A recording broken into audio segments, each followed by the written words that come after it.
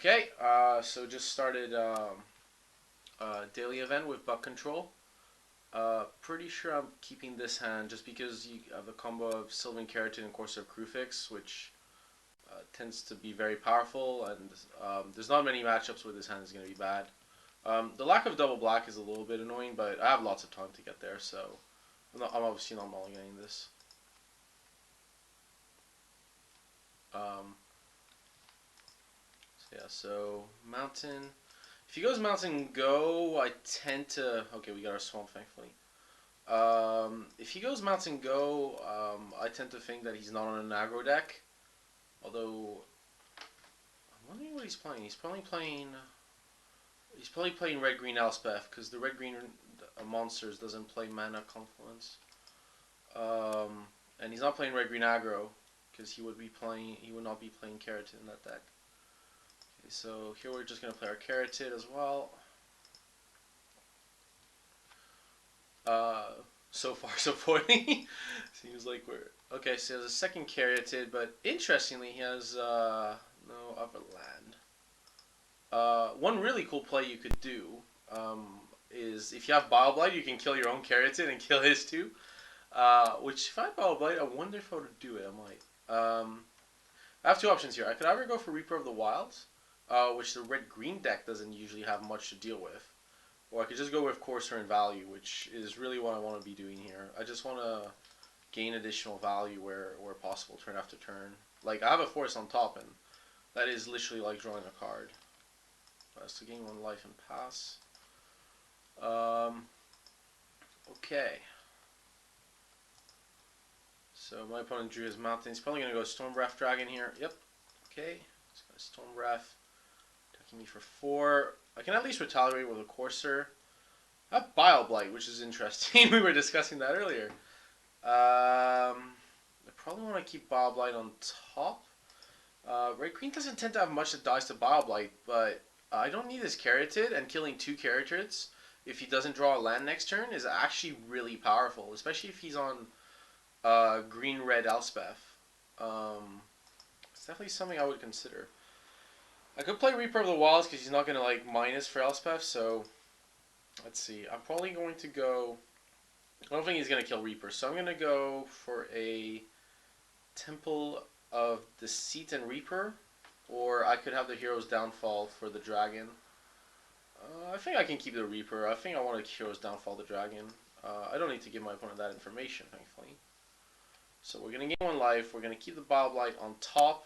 Because if he has Elspeth as well, I can clear the tokens. We're going to attack with Courser since he can just go in for 2 free damage. We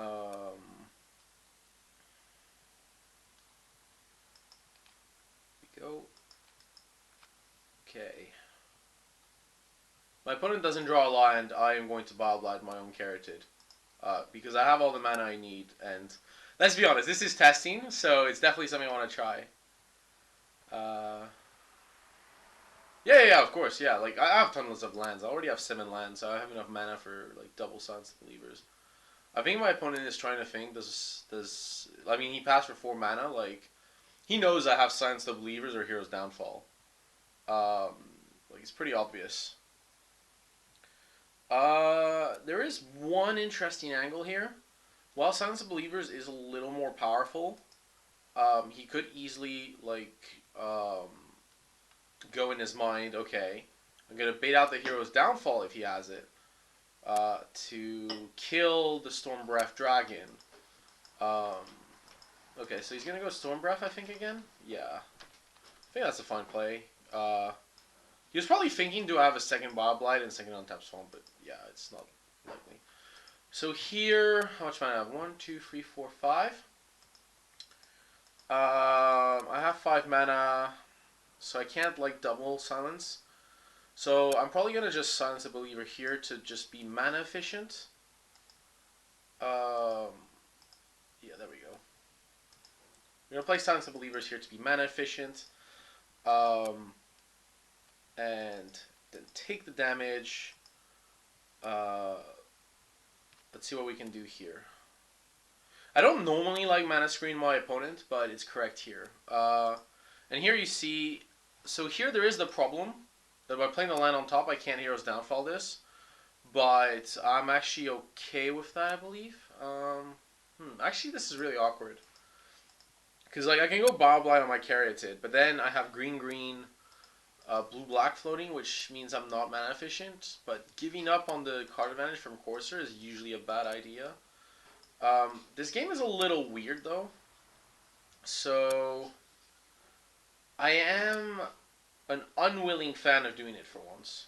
Of going Reaper of the Wilds, or what can I do here? This is tough, actually. I'm not 100%. Let's see. I'll definitely Bob Blind my Caryatid. He's missed the land drop for a bit. I don't want to give him that advantage. Although I say I'm definitely gonna do it. Let's see. I'm gonna go to 15, take 4, go to 11. I've got time, but I definitely want to play Reaper of the Wilds to put the pressure on. So what I'm gonna do is I'm going to attack with Courser. And I'm just going to play Reaper of the Wilds because he doesn't have a clean way of dealing with that. Maybe a Banishing Light and that's it. I'll chance it. So attack with Courser. This is a really weird play, by the way. I'm not sure it's correct. I suspect in most circumstances it definitely is not. I'm going to do so casting Reaper, yeah. I could blast like, I could cast Hero's Downfall on the Dragon, but I just want to like put pressure on my opponent, so... This is unconventional play. I'm not convinced it's the right play at all. But I like trying unconventional plays. So play the Reaper and then scry free. So at least we get to lose the land, which is quite nice. On bottom.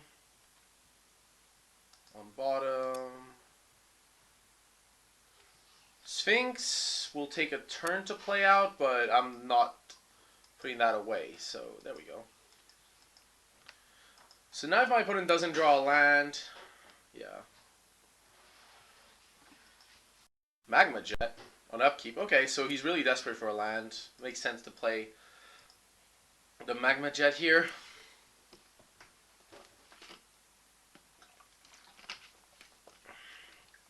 But I can at least Hero's Downfall. Oh, wow. Okay. Yeah, I can Hero's Downfall still. Cure the Crushing Wave is actually quite good. So I'm just going to play Temple of Mystery. Keep the Hexproof mana up in case he has something. I'm going to keep the Cure on top. Gain a life. I'm going to Hero's Downfall this now. Since there's no... I don't need to actually. I can just attack. I mean, he could have God's Willing, I guess. But yeah, this should be fine. Just it makes his plays a little weirder. Yeah. So here I'm gonna Hero's Downfall. I could wait until seeing if he's attacking, but I'm pretty sure he wants to attack, or if he's blocking, it doesn't really matter much.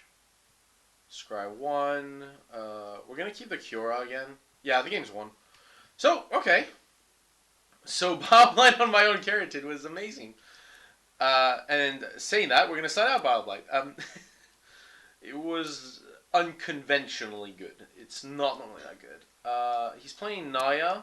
So, I like Thoughtseize. I like Dissolve. I don't like Feast of Dreams. I don't like Drownstar. I don't like Bioblight. I don't like Unravel. Ashok might be okay. I don't think I want Psychic Intrusion. I think it's a little too slow. I definitely don't want Drown in Sorrow. That's coming out. I want Caryatids. I want Coursers. I probably want Curas. How many cards do I have? So I need to board out one more card. I think Read the Bones is probably better than Psychic Intrusion. The reason I'm keeping the Dissolve is, like, this is the matchup where you want it. I think, like, the Dragon Elspeth matchup. You're not tapping out every turn. Like, after a certain while, you're gonna, like, basically keep up Hero's Downfall, Silence, Dissolve. Yeah, Thoughtseize. I think this is fine. I think this is okay. We're gonna go with this.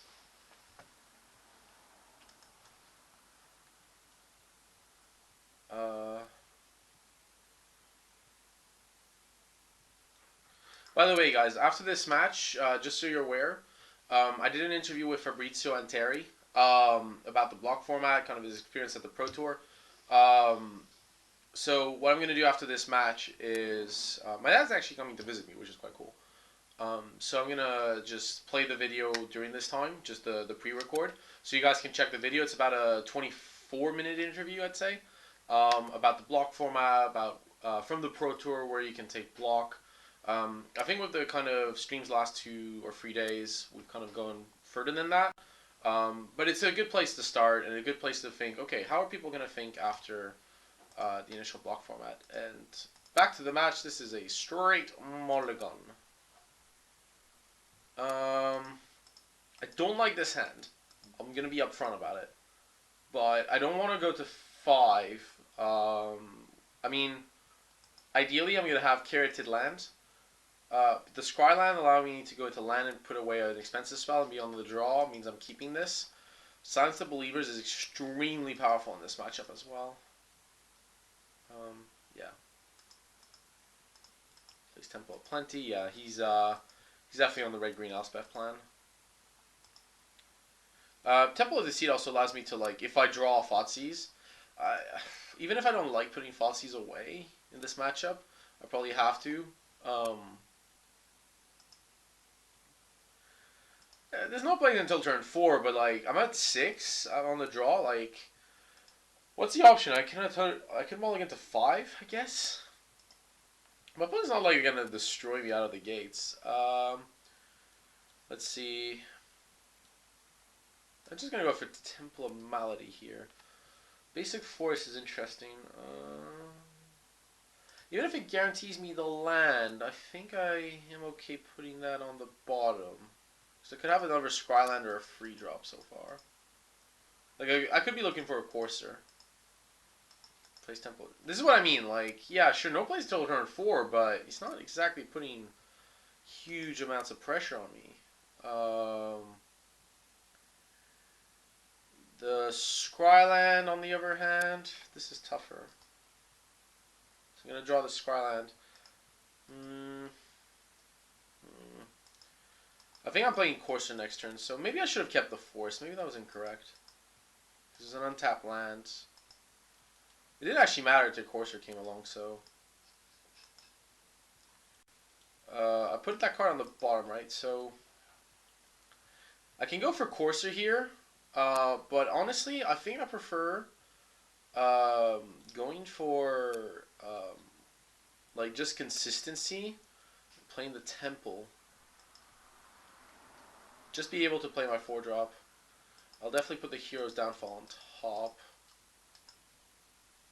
Let's see what he does here. He has a Temple of Plenty on top, which is awkward. Xenagos the Reveler as well, so I know that's coming next turn. Definitely behind in this game. Yeah. Keeping that Force would have been good, but I didn't know I was drawing Courser. What could I do? I could Cura. Cura seems awful, though. Silence of Believers doesn't do much. I have Hero's Downfall for like Xenagos. Could have Storm Breath. Okay. I like Courser Crufix here. It's a big surprise.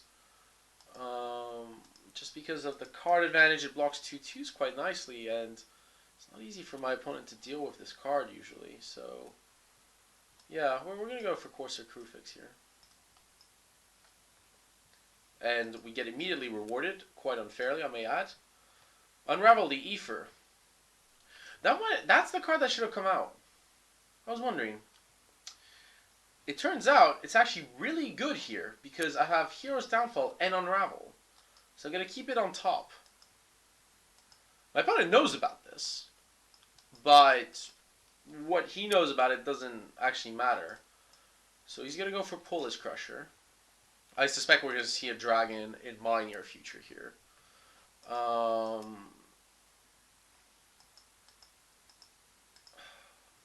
Take the 4. My main concern is, do I think Elspeth is going to come? Because I need the Hero's Downfall to deal with Elspeth. I could shuffle away the Polish Crusher. It doesn't really matter, though, because I have Silence of Believers and Kiora. I have a Carrier on top, okay. I could also play Prognostic Sphinx. I'm actually a fan of playing the Sphinx here. The reason I want to play the Sphinx is it stops the dragon and it stops Elspeth at the same time, with little my opponent can do about it. So I like the dragon here. Even if he could still get an advantage. Ooh, Voyaging Sight here. He can draw that all day. That's not a problem. Okay. I think I'm ahead. I was behind for sure. Now I think I'm slightly ahead. Like, one of these silences is going to be burned to, like, kill one creature. But I will get to the late game stage where I'm going to go silence both guys. So, that's good. If I have an untapped land on top, unlikely, but it's possible. I can go Kiora and Unravel, or I could go Unravel Silence. Although at that point, if I have 6 lands,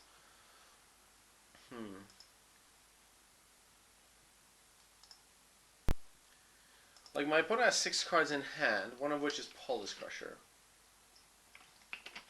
which fundamentally I don't really care much about. I mean, it's the Fred out activation's there, so I have to probably play Cures or Hero's Downfall, but we'll see. My opponent's thinking about it.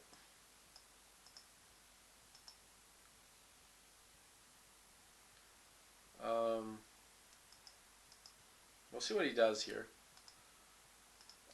I like personally next turn going Hero's Downfall Carroted. I know there's a slight loss in value again in the Unravel, but I'm in no rush to unravel this.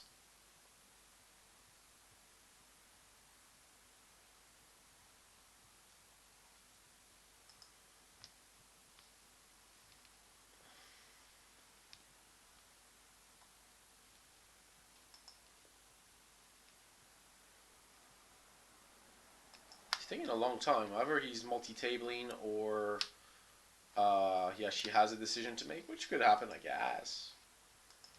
Let's see here.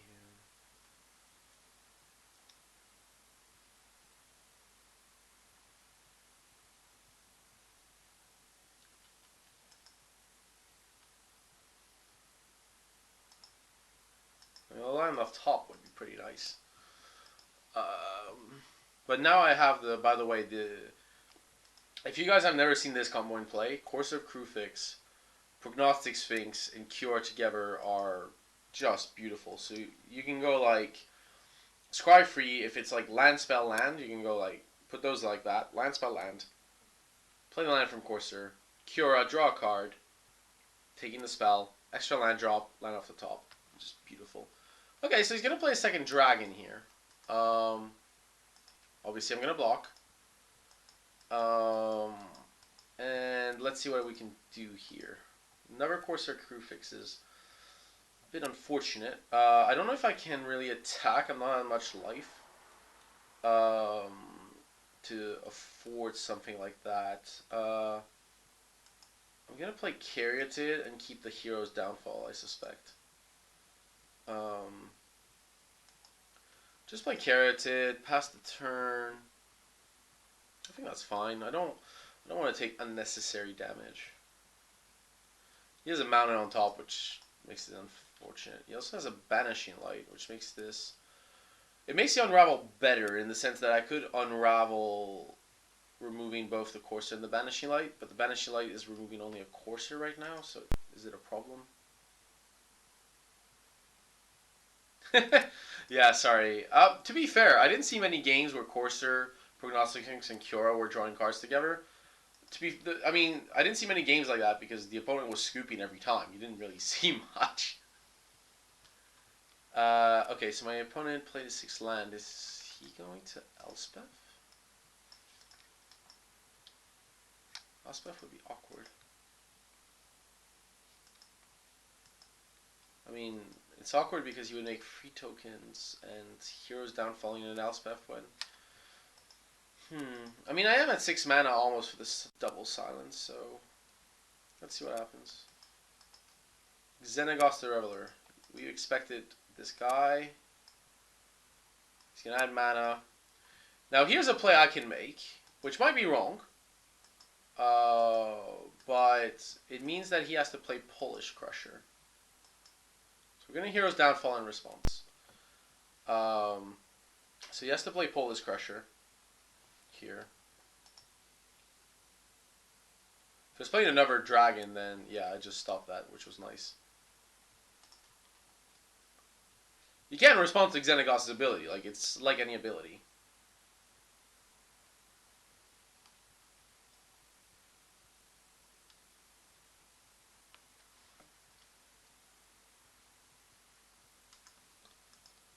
Oh. It looks like a Ritz. Oh, he just mistapped his mana. Okay. Yeah, he's gonna go Polish Crusher, right? Yep. Yep. Nothing happens. Cool. Beans. Dissolve. What's the best way to make counterspells terrible? Uh, so he does have Polish Crusher and he can Monstrous it. My plan is probably here to go Cura +1 the Crusher. And then I could unravel the Courser, Cura +1. But also minus the Cura. Minusing Cura might be correct, but then this Polish Crusher is going to crash in, so I'm going to +1 Cura for now.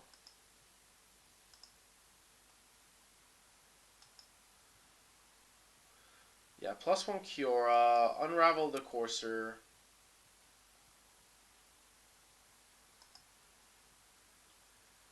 Although, wait a second, he can just kill the Cura with...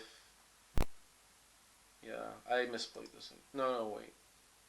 Yeah. He can just kill the Cura with the Storm Breath ability. That was wrong. Okay. I can +1 the Dragon. Then he can ultimate the Polish Crusher, which kills my Courser. Deals me 7. Then he can't kill Cura.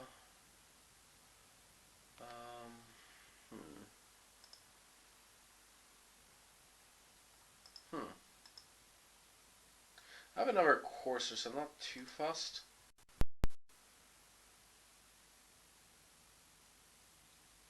I should have played Silence the Believer here. I shouldn't have played Cura. That was wrong. A good +1 the Dragon. This is going to ultimate. I can't double block. Well, I could double block, but it's just terrible.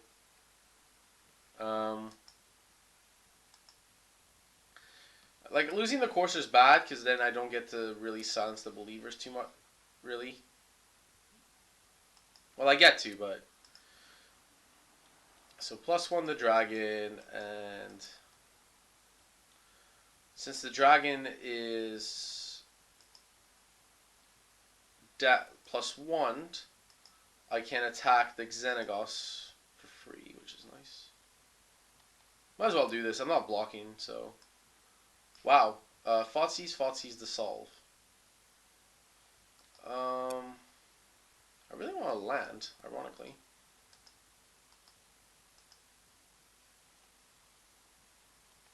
Yep. Get a land. Yep.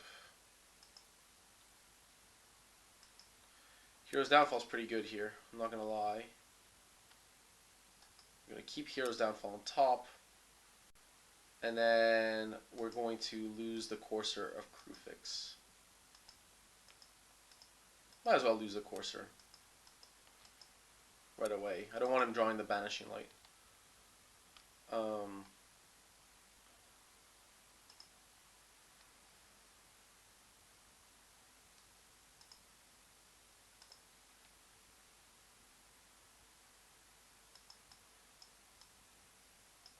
But yeah, by the way, if you watched my stream the last 2 days, I was multi-tabling, and this format just doesn't allow multi-tabling. Like, even playing normally, I'm still like 11 minutes on the clock out, like at the end of 2 long games, so I don't think I can multi-table with decks like this. Junk was kind of like the limit where I could. I could 2-table Junk because you had Fleece Mainline and Brimaz, and those 2 cards do deal a lot of damage quickly. But I don't think I can multi-table the multiple Scry deck. So now I have 7 mana, by the way, for like a big Silence the Believers, which is extremely good.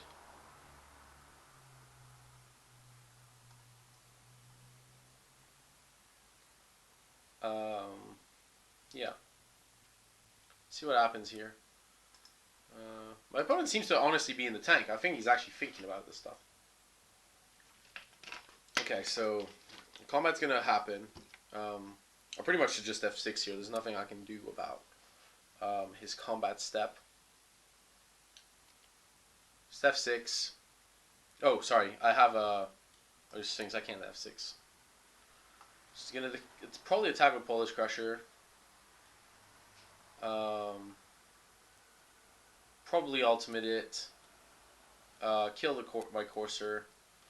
The next turn, I probably Silence the Believers, Xenagos. Yeah.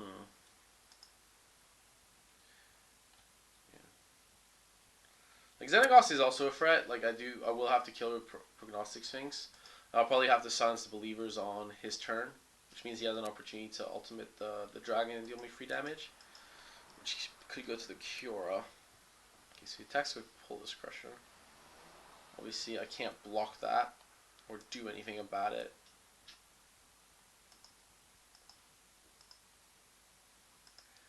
Yeah, he monstrouses it, and yep, that'll kill the Courser. There's nothing I can do.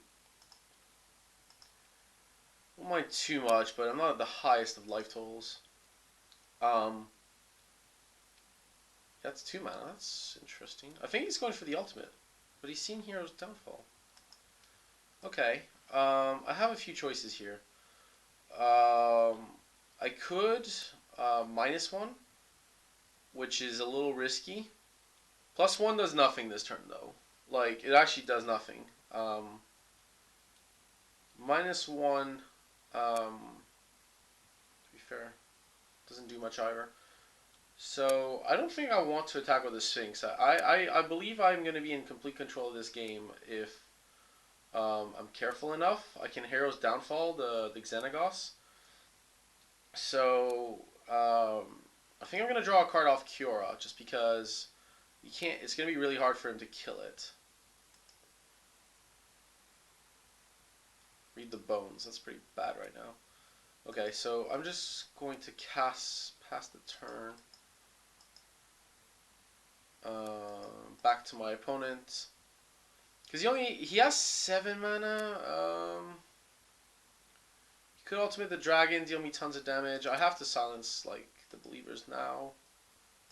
Yeah, it's not my favorite play, but sometimes you just have to do some things you don't want to.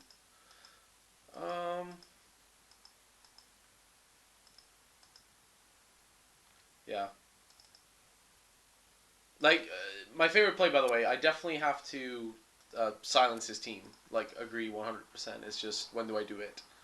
I'm like, that dragon's going to get a lot of damage. Don't really want to go that low. Okay.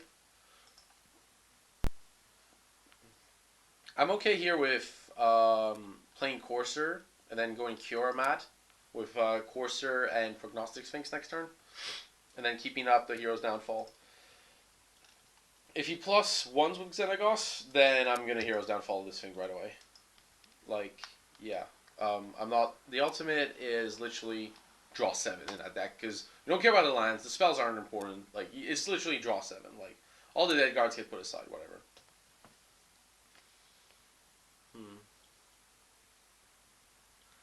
Well, here's the problem. You assume that he's going to activate Monstrous right away, which makes no sense, because I'm at 6. So he's attacking with Polish Crusher and Dragon. That's lethal already.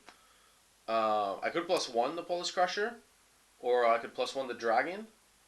I guess I would +1 the Polish Crusher, block with Sphinx, and then when he monstrouses the Dragon, that would have been a more interesting play. It probably was the only really interesting play there.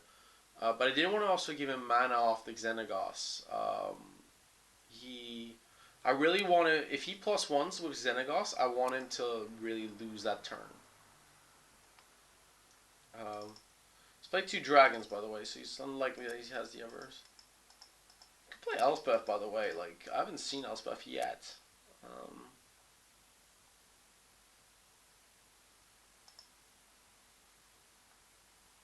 and Elspeth is almost a juicier target for Hero's Downfall than Xenagos' ultimate. Um, yeah. Banishing Light. Okay. What are you targeting? Sphinx. Don't really have a choice, I gotta be honest. Uh, like, if he likes the Sphinx, he probably has something good here. Don't think it's a dragon, he's just played his land. He could, like, +1. Sorry, 0 this. I'm definitely gonna play Courser. Here's Downfall. Yeah, we'll see what I do, but yeah. That's probably the line. Oh, yeah. Pitching the Read the Bones there is pretty, yeah. I have enough cards already, so with Kiora and Courser. He might just want to kill the Kiora, which I think is the right play. I think killing the Kiora here is completely correct. I wouldn't like aim for me unless you have like burn. Yeah, he's aiming for Kiora. I can understand that. So he trades a Banishing Light for the Kiora,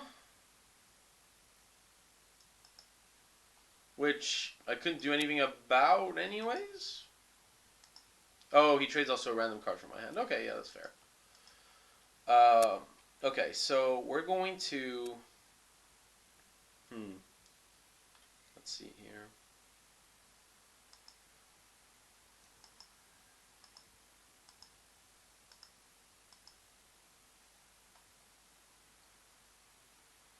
Yep, Temple of the Seat's pretty good.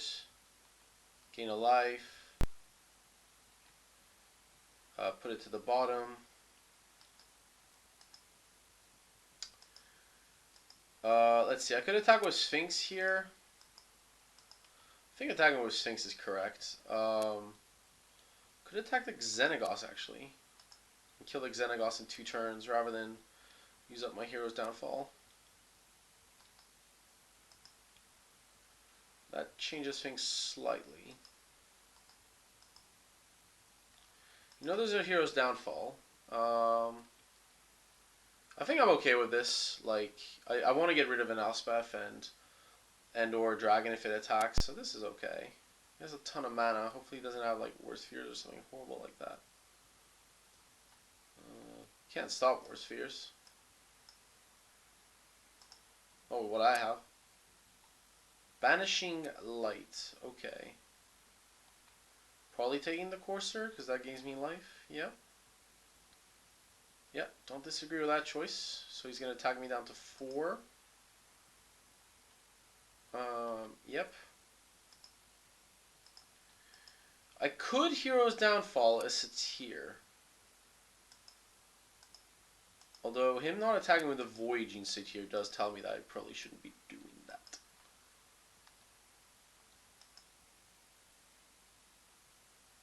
Okay, that's a bit strange. Why would you keep so much mana up?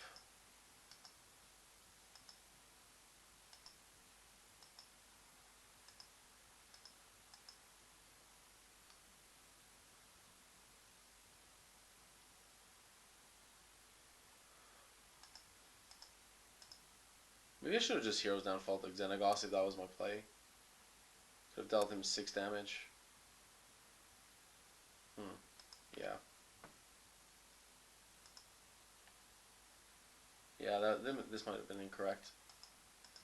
Might have taken the wrong line. Let's see. Let's kill Xenagos. That's a good start.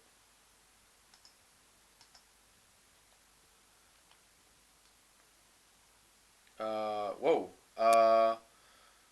Probably not Read the Bones on bottom, but then I want to put Courser top and Kiora top.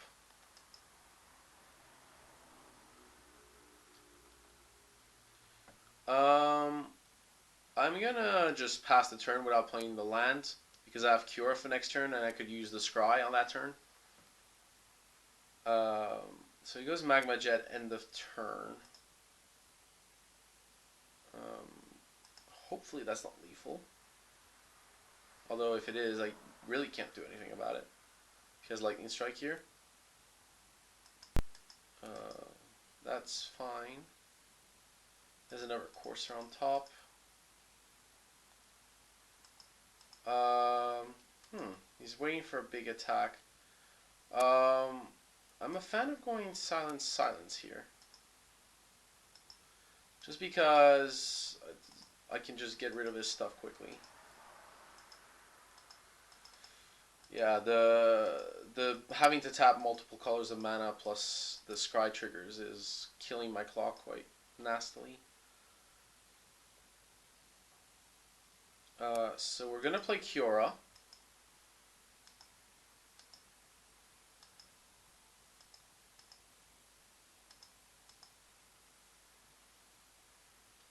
I'm gonna -1 her. Um, Drawing the courser, and then we're gonna attack with the Sphinx.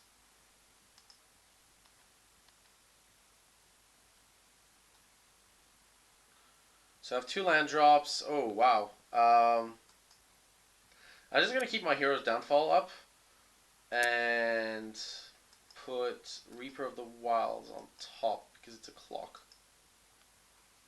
Um, Still not gonna play my temple here.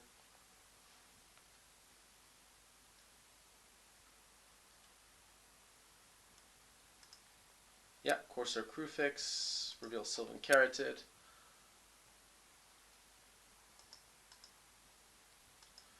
I think I might pop the Kiora here. Or actually, wait. What I'm going to do first is attack with the Sphinx, since that's free.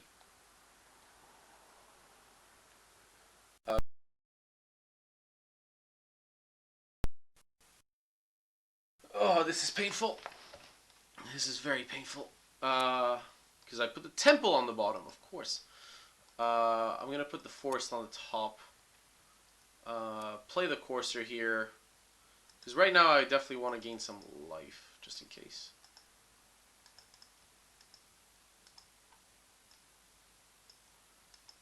Yeah.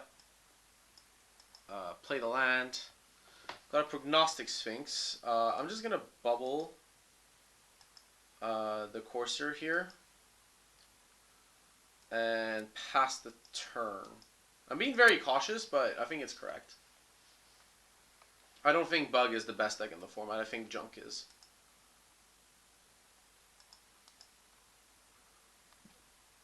Yeah, that's fine, of course.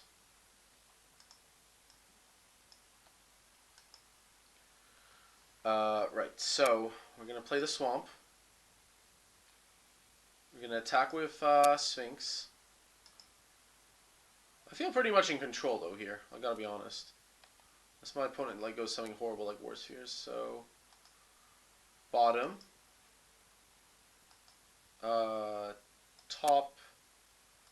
And top the Hero's Downfall. So what I'm trying to do here is set up a good Kiora -1. So I'm going to go Kiora -1. Draw a card, play Temple of Malady off the top, scry 1, gain a life, all the good stuff, all the good stuff. Put this on bottom, and I have 1, 2, 3, 4, 5, 6, 7, 8, 9, 10 mana. So I can definitely go, I'm going to go for the second Sphinx here, just for speed of the clock. There we go.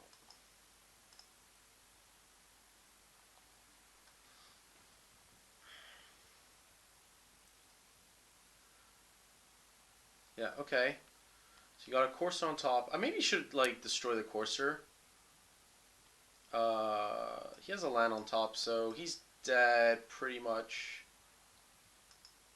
Pretty much just dead. That sounds good.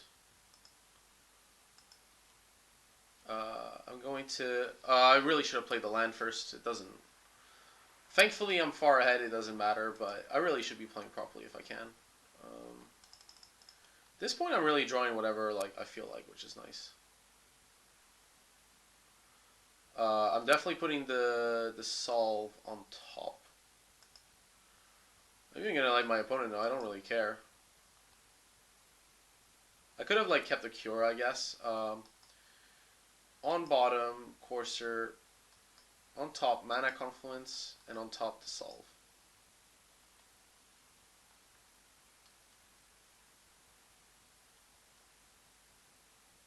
Yeah.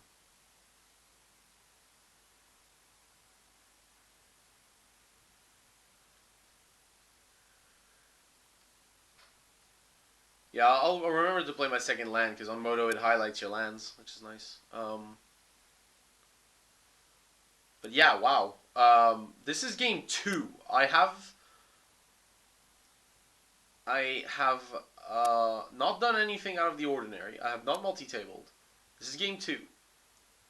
I am down to 3 minutes on the clock. My opponent's down to 8 minutes. This format was not meant for Moto. It is not meant for Moto.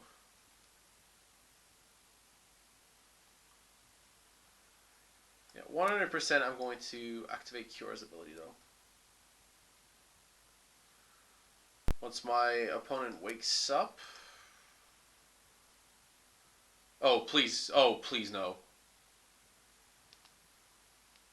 Okay.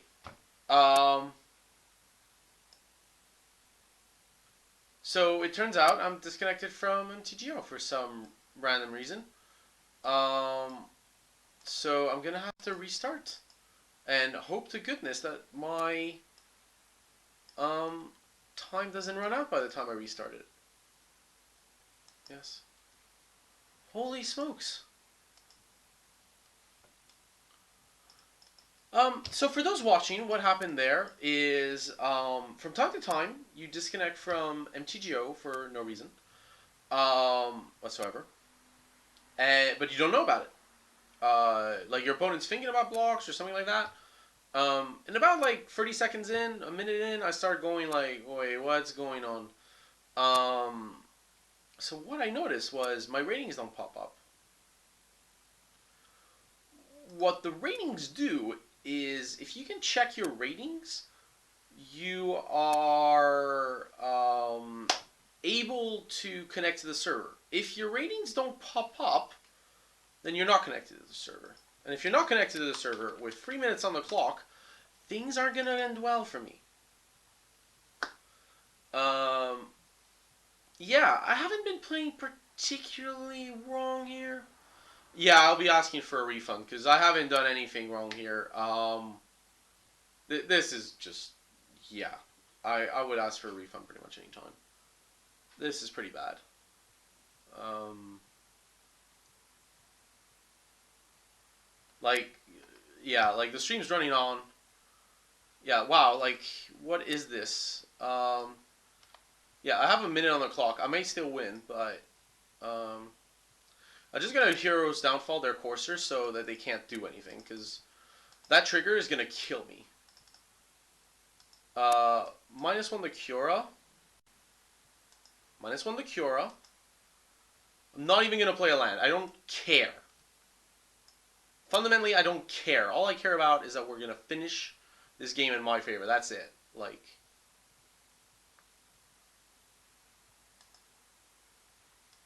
obviously he waited all this time to play that spell? Really?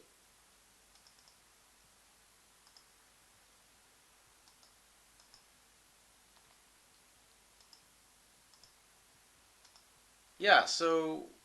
Yeah, my opponent has nothing. Thankfully.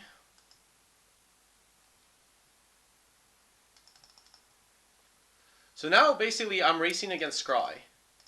And there's no way to speed up Scry. Or skip Scry.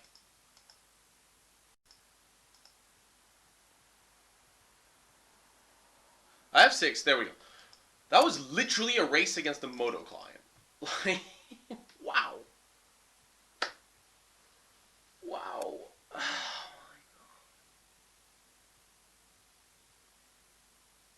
Oh, wow. Okay. I'll take it. We're 1-0 in the daily event. I am not playing an 8-man. Mm, unsurprisingly, I don't feel like I can play an 8-man with this deck.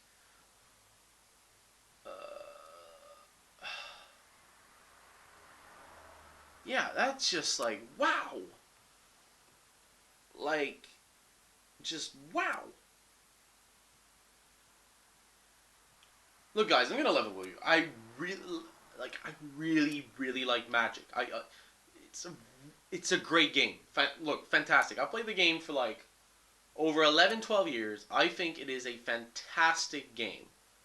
Lots of interactions, lots of the game evolves and changes, and it's great. I really love it. And playing online the game is great because you can play at any hour, and like with modern technology, I can show to like whatever it is now, 30 people, right, live. Like this is how I'm gonna play, and I think that's fantastic. Come on, like seriously, and I'm not even the worst. Look, if you look at like the match is still going on, it's like 01, 01, 01. This set was not designed for Magic Online. These are bug mirrors. There's no way. Like what are you supposed to do? Like I was playing normally. Maybe taking a bit of time to think, but that's it. Like there's no way to skip this stuff. Like in real life, you're trying to speed up. You just go like free cards. You have done. But the mechanics of it online are so insane. Like, oh wow. I mean, once I managed to lose a PDQ finals where um, literally all I did was um, it was so bad. Like it was terrible. Yeah, I lost the PDQ finals to time, and mostly because I couldn't resolve my triggers in time. I was playing Swim to Twin. I couldn't make enough copies of stuff in time. Yeah, sure, I'm commenting the game, but it's not just me. Like we finished where I had 10 seconds, and my opponent like 8 or 7. Look, they're still going on. This is still free game twos. This isn't a one-off incident.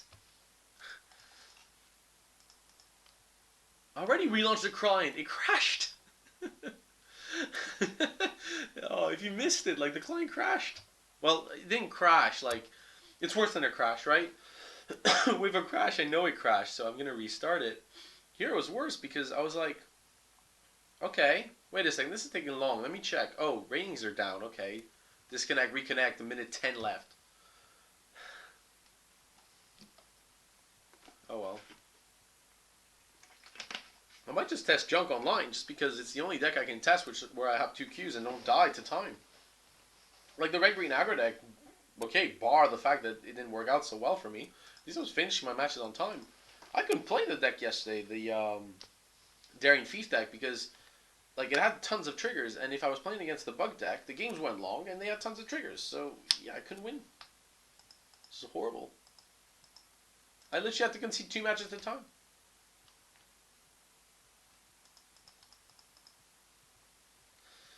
Uh, like it's a problem that's to be fair, it's a problem that's usually akin to block constructed. Block constructed pools tend to be quite small. So sometimes you have very good aggressive decks in block constructed. So when that happens, the matches finish on time. If back in time Spiral Block, the matches went very long. There were mystical teachings, control decks. They tend to be very grindy, very long, lots of triggers, lots of flashback spells, lots of individual action. And when Urborg was in play, you would have to select 2 colors of mana, which slowed you down even more.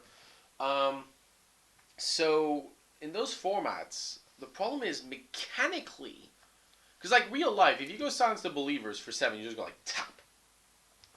Um, in MTGO, you have to go tap, select, tap, select, tap, select. I think there's a command to do it quicker. Does somebody know about it actually? Like, I think if you go like control something else, like you can just tap it quickly. By the way, just give me a second.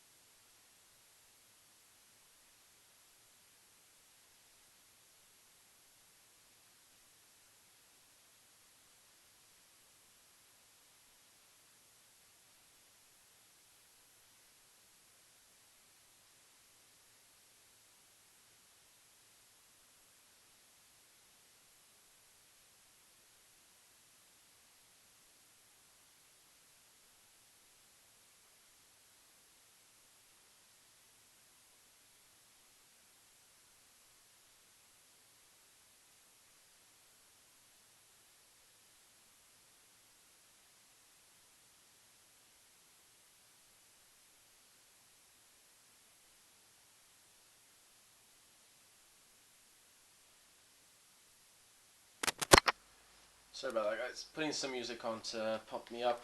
Um, I'm not putting the music on my channel right now. Just because it's more. There's a little more discussion than usual.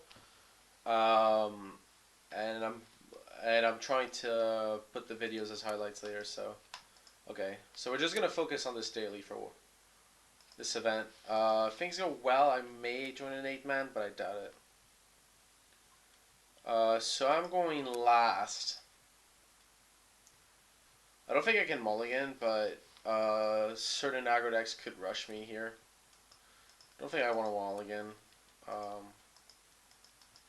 Turn one Fotsies. Okay. There's not many decks that go Swamp Fotsies. I mean, this deck technically could, but took the Courser, so probably a control deck. Well, I don't like playing Temple of Deceit. I think it's because it reveals the last card in my hand. How many draws do I think there will be in Manchester due to mirrors? Too many. Far too many.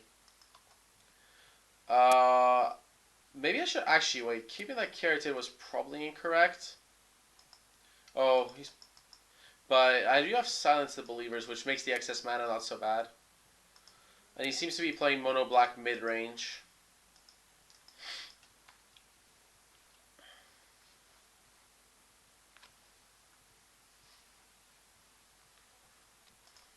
Or oh, he's playing the Daring Thief combo deck. Esper maybe. I'm not sure what my opponent's playing. I gotta be honest. I'm a little in the dark.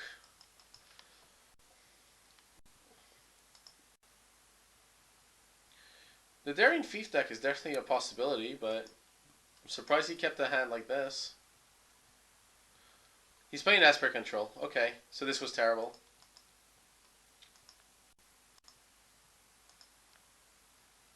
He's definitely not playing mono black aggro.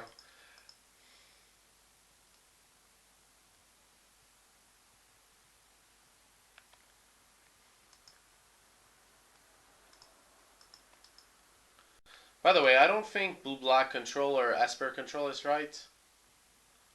The mana is just not good enough.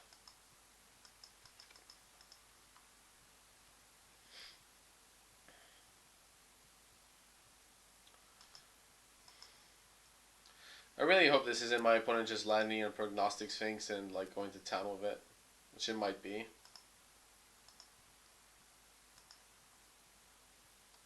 It is. Yeah. Not many ways to kill that thing, and fortunately I have my own. Let's see here.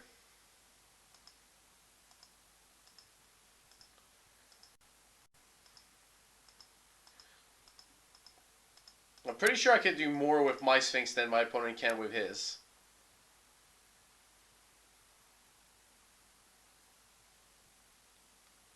Yeah, thanks.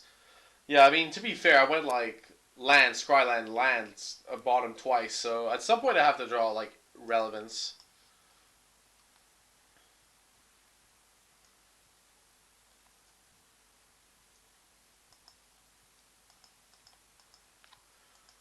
That's a very strange divination.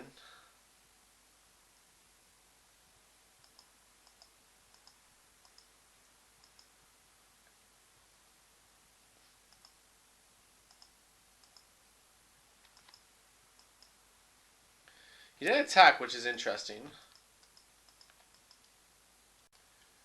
I'll be attacking on the other hand. No question about that much.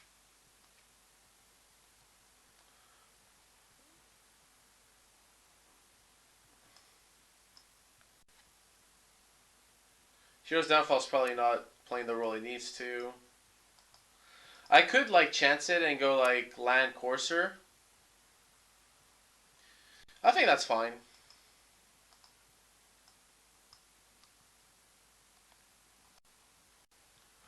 Like if he counters a Courser, I can always go like extra Sphinx.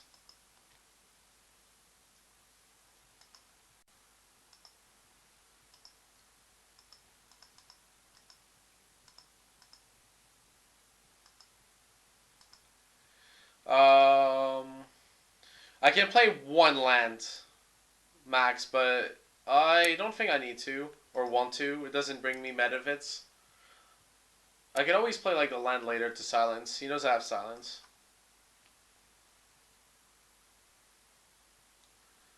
Yeah, Esper's really bad, but I don't think he's playing Esper. Or if he is, wow. He's...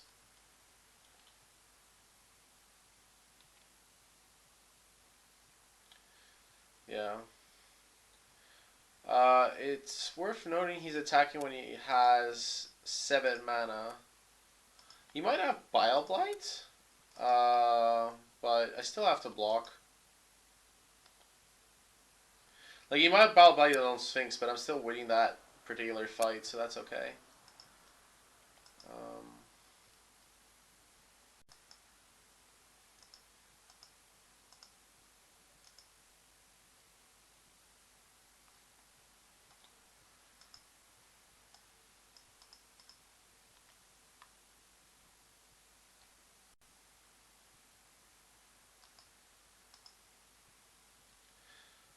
Reaper of the Wilds is pretty good against the Esper deck if it resolves, so I'm good with that.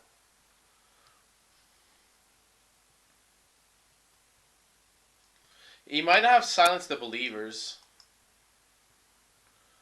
That's like the most relevant keep so much mana back spell I can see.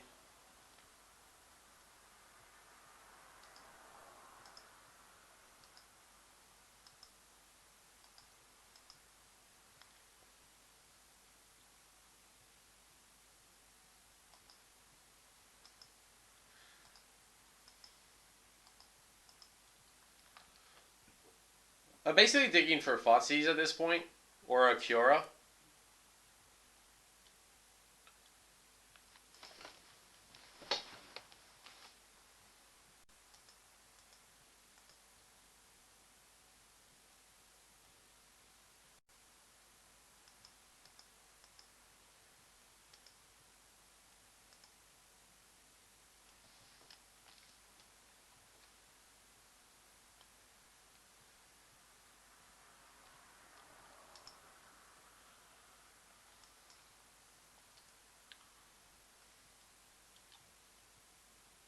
Yeah, I'm digging for Cura or the other one. Hero's Downfall on the Courser. Understandable.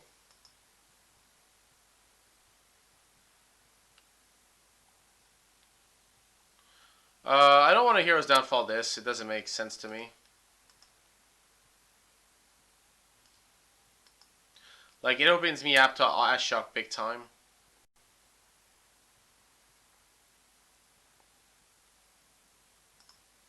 I'm looking for Cure, Read the Bones, or Thoughtseize. Because all those cards tell me what's going on.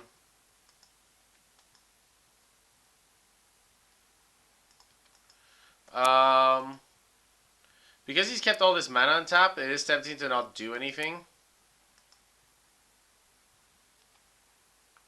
But we'll see what happens first. This goes on the bottom, pretty much all of it. That was a good scry. Wow. All of a sudden, Reaper of the Wilds doesn't seem so bad. I'm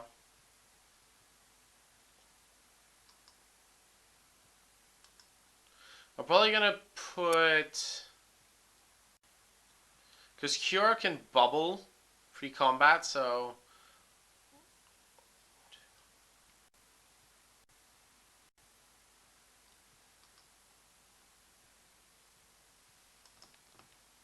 I really want to resolve Psychic Intrusion at the end of the day, so...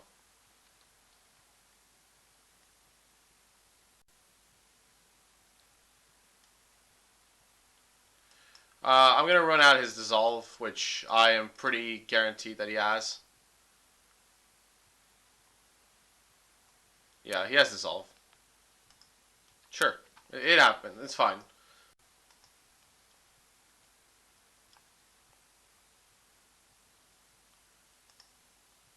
No! He is actually Esper. The other thing is, if he doesn't counter Cura, I'm pretty convinced he doesn't have an out to Psychic Intrusion, so...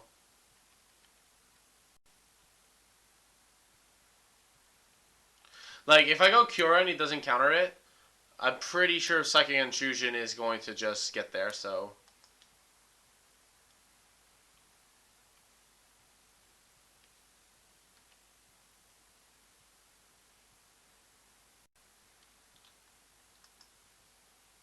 So first let's Cura, just because that's the...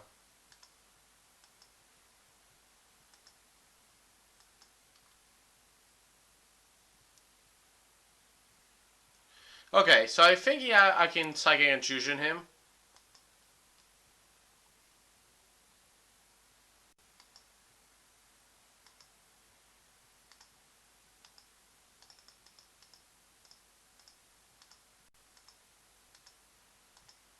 This might be a very risky line of play, by the way. But I reckon he doesn't have a counter spell. He might have Silence of Believers.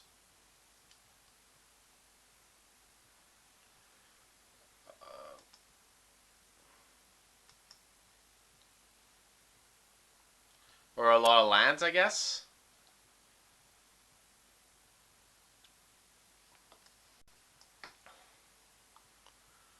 Huh, Elspeth, huh? So he has Banishing Light, Guild, and Elspeth.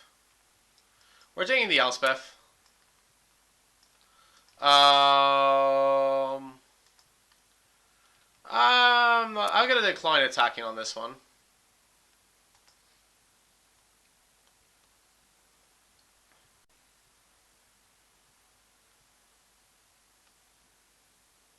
So he drew a plane, so he has Guild, Elspeth, Banishing Light.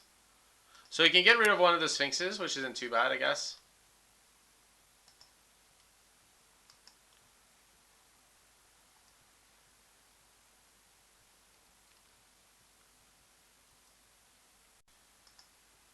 So you can kill Cura, Banishing Light a Sphinx, but then I have an Elspeth. He has nothing. Well, he has a card on the top of the Sphinx. He's got whatever card he put on top with the Sphinx. Yeah, Cura's dead. Banishing Light, I suspect, is going to make an appearance here. Oh no, he wants to protect his Sphinx. No, I think that's wrong. Like, he's at 12. Can't protect your Sphinx. Unless his card on top is like Silence of Believers, I probably wouldn't have done that. Okay. Carroted, bottom. Bottom. Definitely on top for Read the Bones. Uh...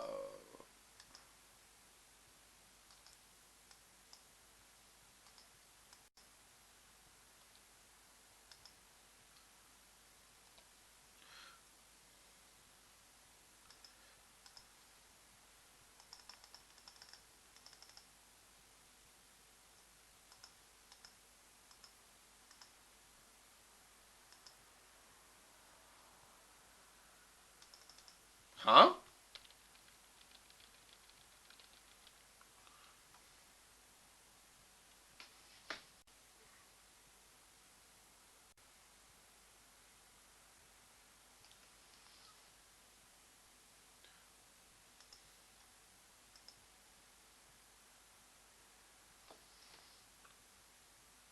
How does this work?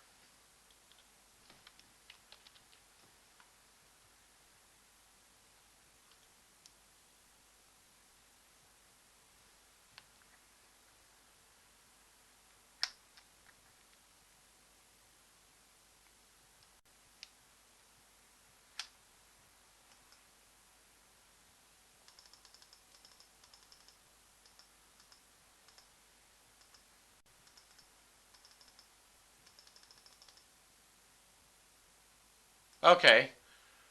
Not the most intuitive, but I'm not gonna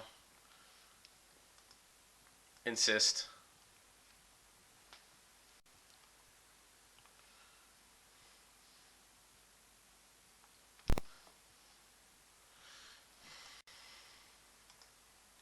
Banishing Light? Oh. Oh, Divination. Yeah, that explains that. Still not enough mana to survive. Even if he draws perfect. I guess if he draws perfect, he can just about live. Yeah, but yeah. Hopefully he doesn't prolong the game.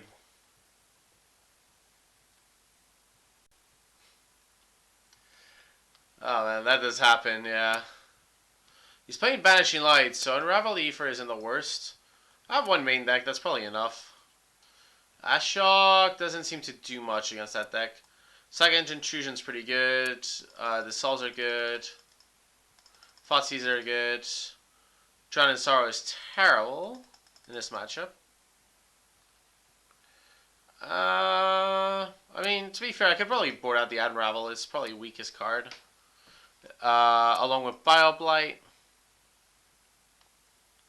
And I can lose a Silence, the Believers.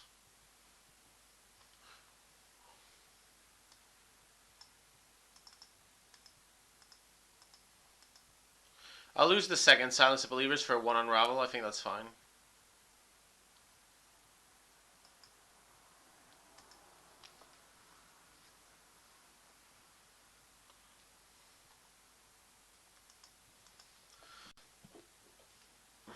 Yes, I'd like to mulligan. No. Yeah, he is playing Esper somehow. Ashok is really... I'm not sure. Like, they have Banishing Light and Hero's Downfall. Like, that doesn't seem... ooh. That gives me access to black mana. I gotta draw enough lands, and I have a Carriage for now, so... Don't need as many double black spells. The game is gonna go long anyways.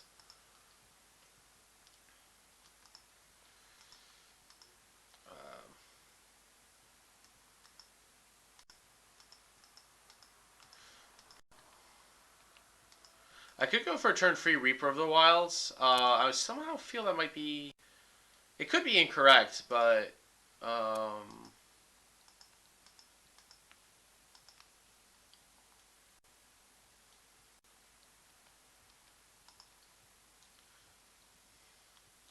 I do like the tempo of playing it. Like, if he goes Banishing Light, I have Unravel the Aether as well.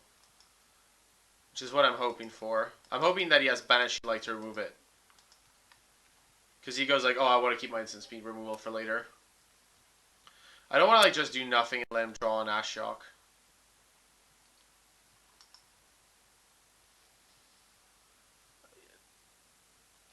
If he doesn't have removal, that's pretty good for me.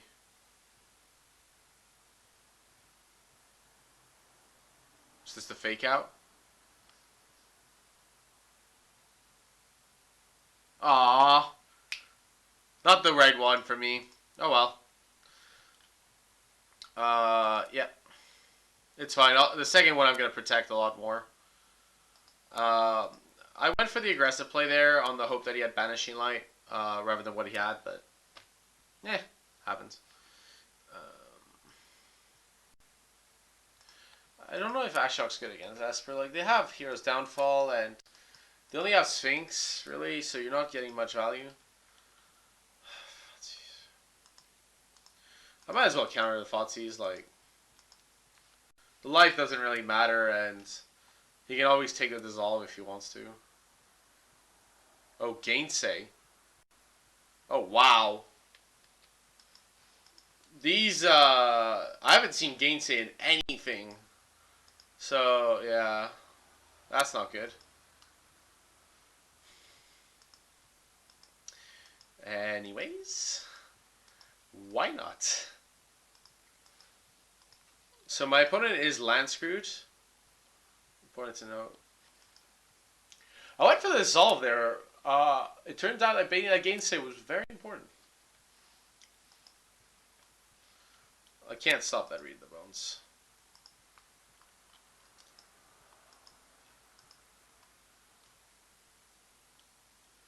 He put 2 cards to the bottom, so he drew his lands after. Okay. I don't know how Asper deals with Prognostic Sphinx. Does it? Um,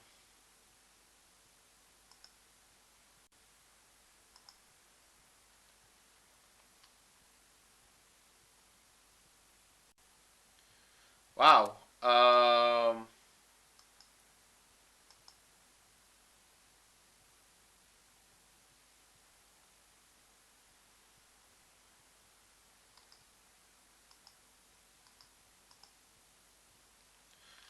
Actual card advantage may be coming soon.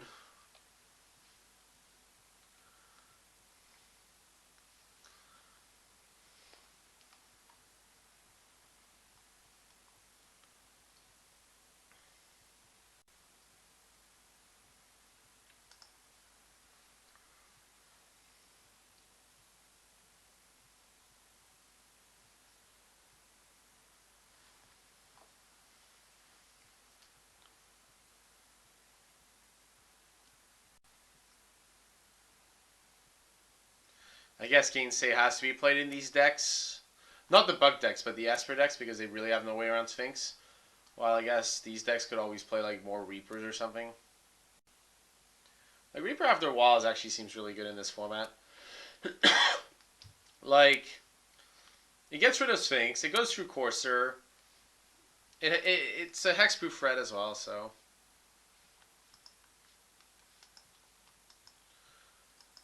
I'm just gonna declare combat and see what happens.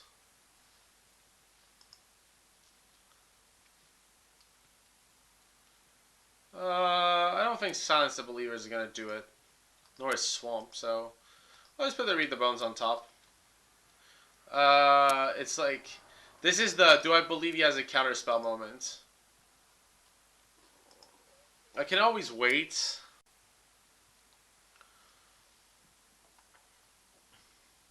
He probably has Elspeth. It's just I might as well resolve the Sphinx the next turn.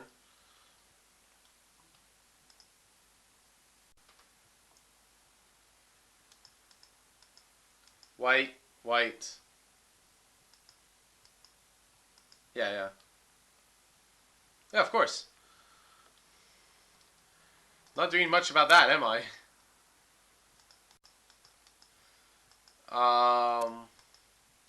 Although rather than kill Elspeth, I'm tempted to just rush my opponent here, which may be incorrect. I'm not gonna lie. It may be fundamentally fine as well. If I attack Elspeth, I can always attack Elspeth next turn unless he has Silence the Believers.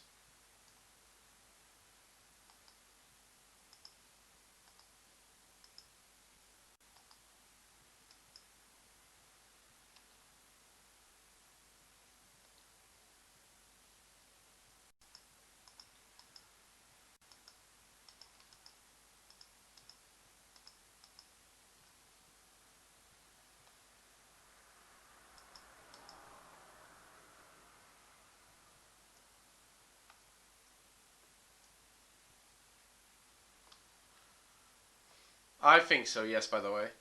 Reaper of the Wild seems better than Pelucranos right now.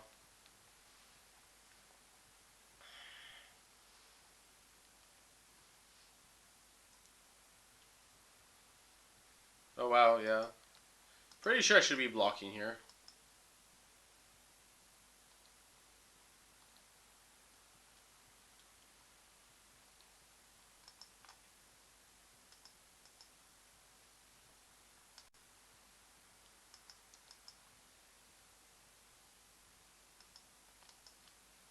Let's attack first.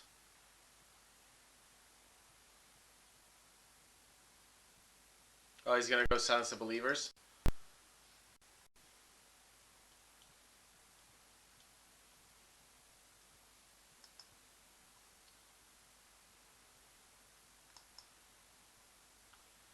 Um,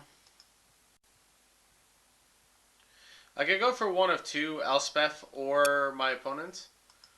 I think I could go for Elspeth later, so I'm gonna go for my opponent. Maybe it's incorrect.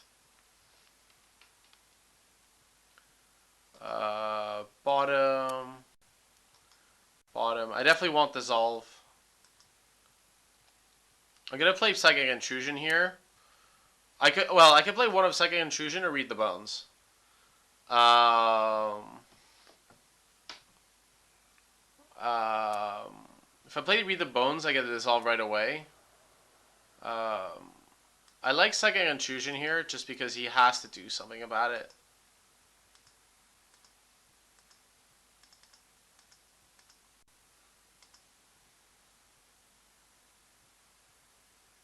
He has the counterspell. Yeah, I read him for the counterspell earlier. Maybe this was wrong. Yeah.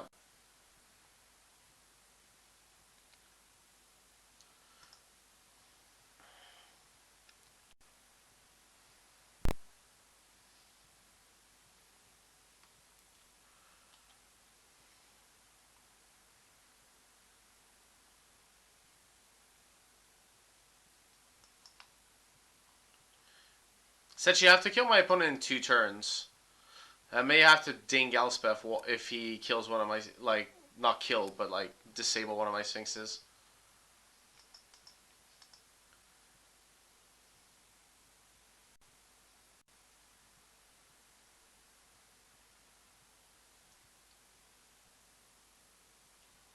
But he has to have, like, another instant speed removal spell, and he's already used 2 heroes downfalls. So, I'm hopeful. He could have a Sphinx of his own. I guess that would work. Um, yeah.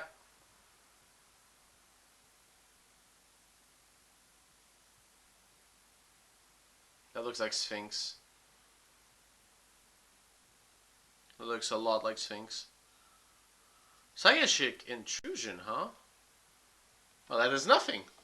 Fantastic. That does nothing at all. He's a Read the Bones, so he's not casting anytime soon. Might as well take it. I don't disagree with him. Hey, he sees nothing.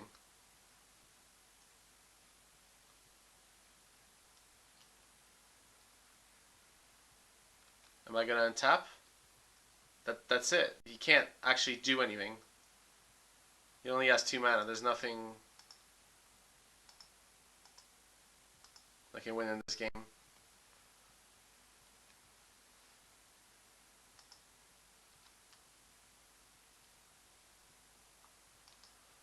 Sure, I guess I could just try stuff to the bottom.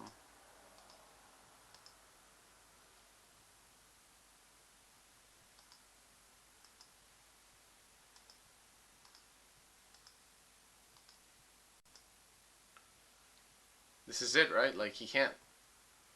Definitely now he can't do anything. Why? Okay. He had Psychic Intrusion, it didn't matter. Eh, I'm okay with that. I'm cool. I really don't like Esper. I think it's just a weaker bug.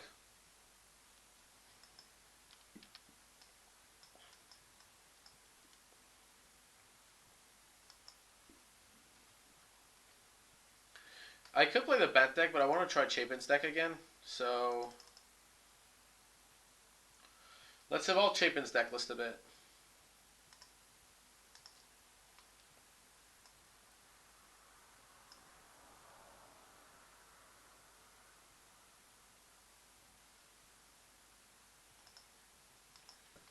Um,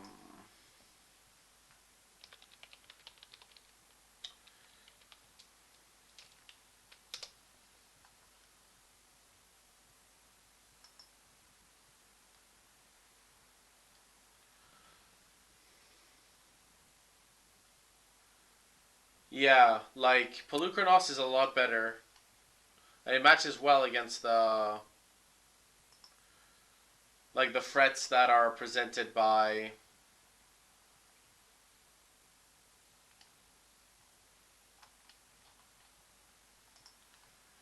like bug. Then like Polukranos just dies to removal.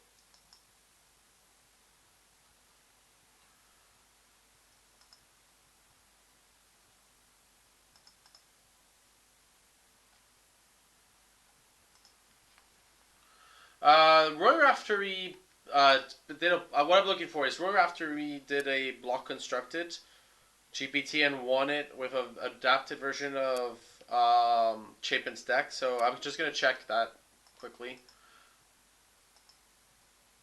See if I can find it.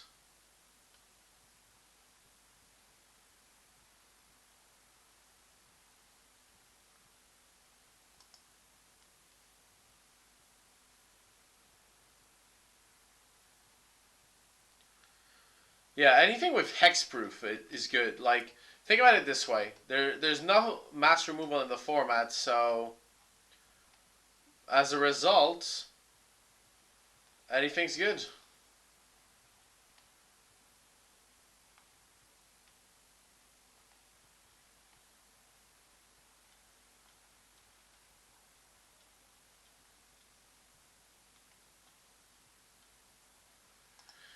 Okay, I'm just gonna look at the deck list from Roy.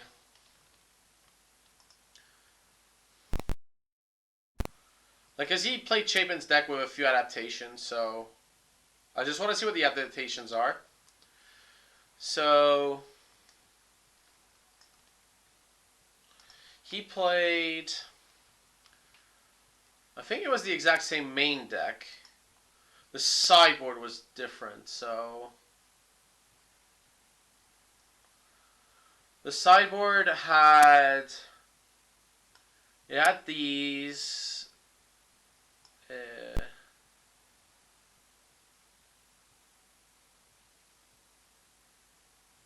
it's actually pretty much the same deck, except it has a banishing light instead of a God's Willing. That's probably it. Yeah, let's adapt this deck list with the current meta in mind.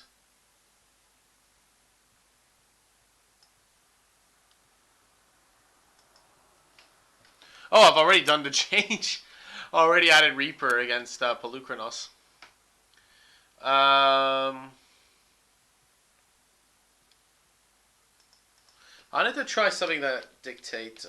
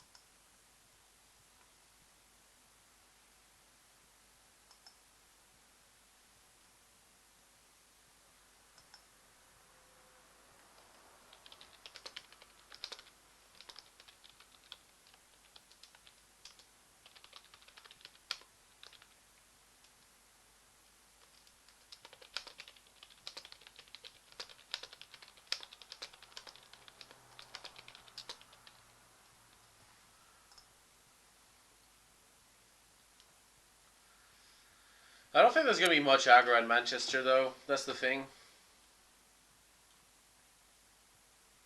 I like dictate because it's super trump. Like just go dictate, slam, bam.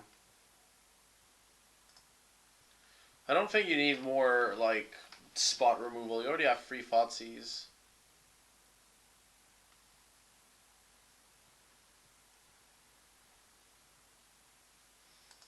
I don't think there's gonna be much aggro in Manchester. The deck is just not very good right now. Yeah, like there's no real like aggro deck. This just seems like the best deck in the format. Like I look at it and I'm getting more and more convinced Chapin just hit the nail on the head, straight up the bat. And maybe Reaper is slightly better than Pelukrinos, and that's about it, to be honest. Uh, where aggro is going to be is probably at the bottom tables. Maybe the red-green deck will do well, but I just don't see it.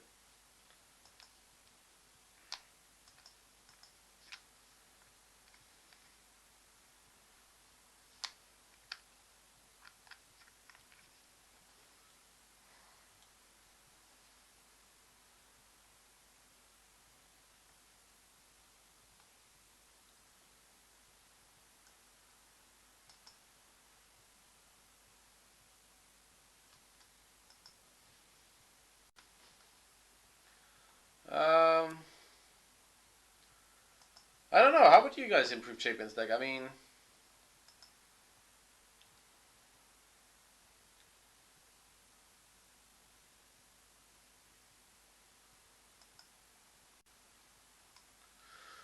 like, I don't think Dictative Erebos is maybe that bad as a one-off. Like, because you're playing Brimaz and Elspeth.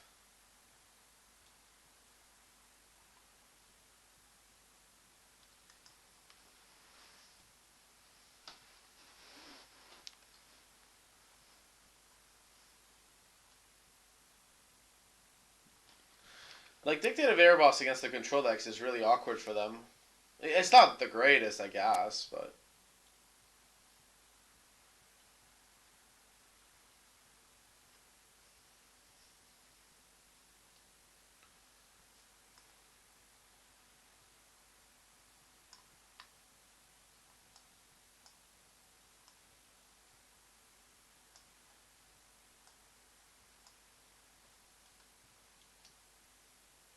They don't really want to take out Drown and Sorrow, because Drown and Sorrow is just, like, the best card possible for that slot.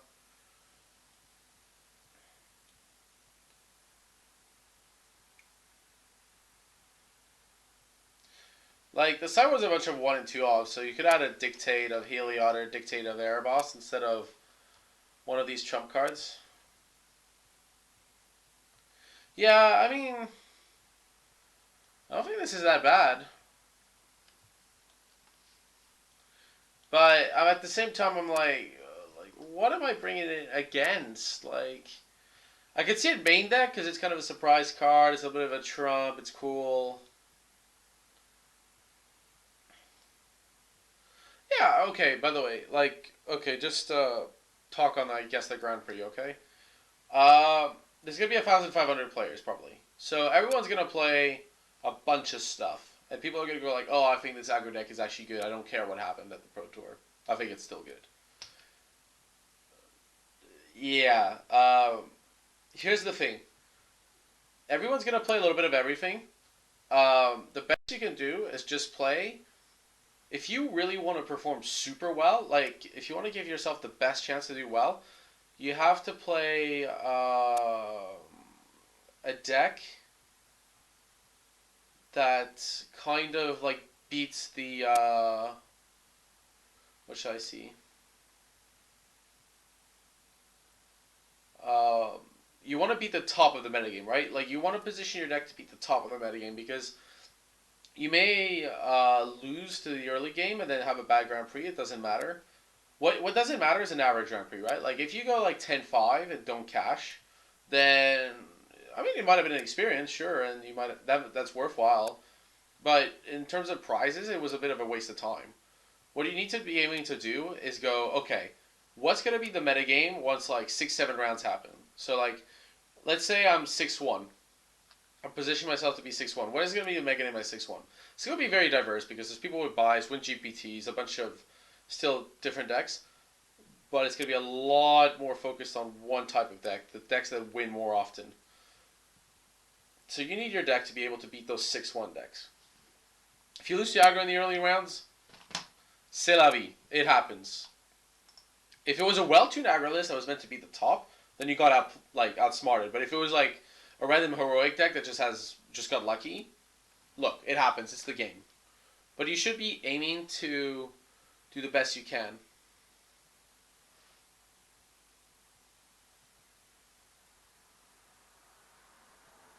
Yeah, Temple, like, it is a real problem. This is block and there's a card availability problem. I have not heard of this before. But you know what? You guys, we're looking at it from like a UK market perspective. Like, if you think about it from a European market perspective, people are going to come from like Germany, the Netherlands, France, like all these different countries. Um, and they're basically going to have, they're going to like ask their friends, because not everyone's going to the Grand Prix. Like, not everyone travels abroad for these things. Oh, I am in an event right now. It's just like stalling. Normally, I would double queue when I stream because I think it's just more entertaining for you guys. The problem is, I can't double queue in this format. Um, there's too many triggers with Scry, Gain Life, and Sphinx, so I can't actually double Q. I can double Q with the junk deck. I can't double Q if I'm playing something like Bug. It's not possible. With this, you have enough pressure that it's okay. I'm really excited about the Dictative Heliod. Um, I don't know if like I want to take out the God's Willing for Banishing Light. I suspect uh, something like a Boon Satyr and Dictative Heliod probably fill the same space.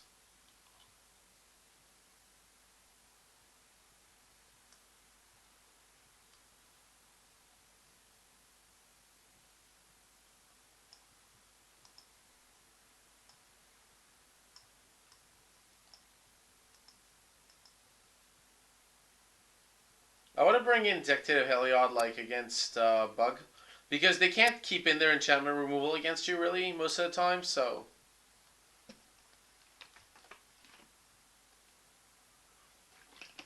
I agree with you, Jason. I do. It is a problem if you are ordering outside the UK to get cars in time for the Grand Prix. 100%. However, this is what Twitter and Facebook are for. Ask your friends. You know, like, I'm living in Plymouth right now, and not everyone in Plymouth is going to go to the Grand Prix, so there's a local community that's going to be able to loan me cards. I'm lucky. Obviously, I'm connected well enough that I can get cards from other people, which is fine. If you're like not as well connected, you know, not everyone goes to the Grand Prix unless you live like literally in Leeds, Liverpool, or Manchester, and everyone in your shop is going to the Grand Prix.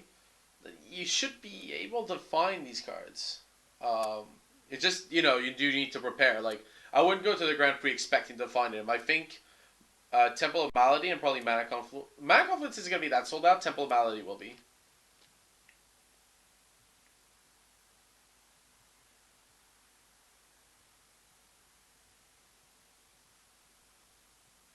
So sorry, was that your 50 games versus this deck? You mean the junk deck?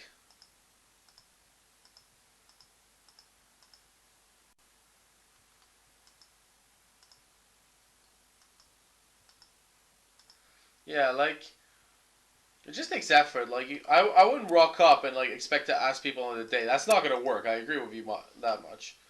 Um, but I mean, it's block. Like you're not asking for some obscure modern common, which happened to me once. I was in Grand Prix in Turin, and I wanted to play Red Green Tron rather than Twin because the metagame was better for Red Green Tron than Twin. But I had every card in the deck except Ancient Stirring. There was no Ancient Stirrings. Like I checked with all the traders, 50 players. There was not an Ancient Stirring on site that was not in a deck. Not even like some random foil or something. So it ended up I couldn't play like Tron. I had to end up with Twin. I got lucky and faced like Ghostly Prison game one, but the deck was not suited for the metagame anyways. It's like mostly Juns. Four Brimas seems excessive. I don't disagree. I was thinking of cutting one, but um, and yeah, this is where testing is going to come in. But it's very rare for Brimas to survive, and you to not be like to need that card in hand. If that makes sense, right? Like the extra Brimas, you're usually okay with the extra Brimas just because.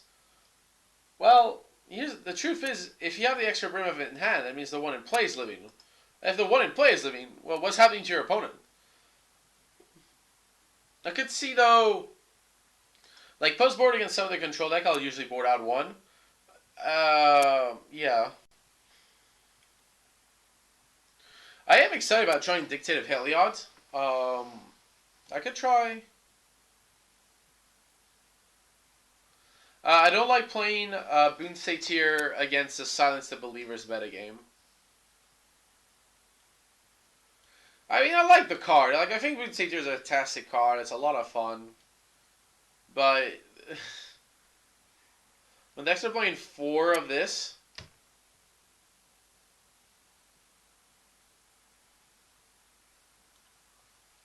not good.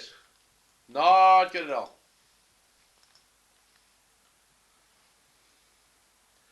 I think this is the deck I'm looking at playing. Yeah. I'm getting convinced that Chapin's deck was the best deck. I could play something like Bug that suits kind of my style. The red green I think that didn't work. I love the Inspired deck, the blue black one. But the problem with the blue black deck is I don't have the benefit of live testing. I have to test online. So the blue black deck is really good, but I can't try it. So I'm gonna just go ahead and go. You know what? Let's play this. One note on Dictate.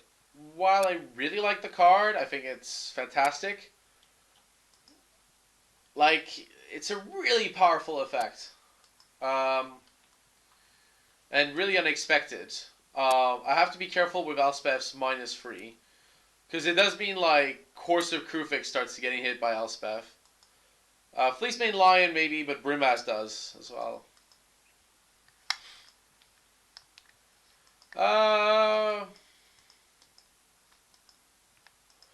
I don't think so. I don't think Spear of Heliod is where you want to be. I think this having Flash is like really, really important. Because so many times they're going to attack with Fleecemane Lion with 5 mana up.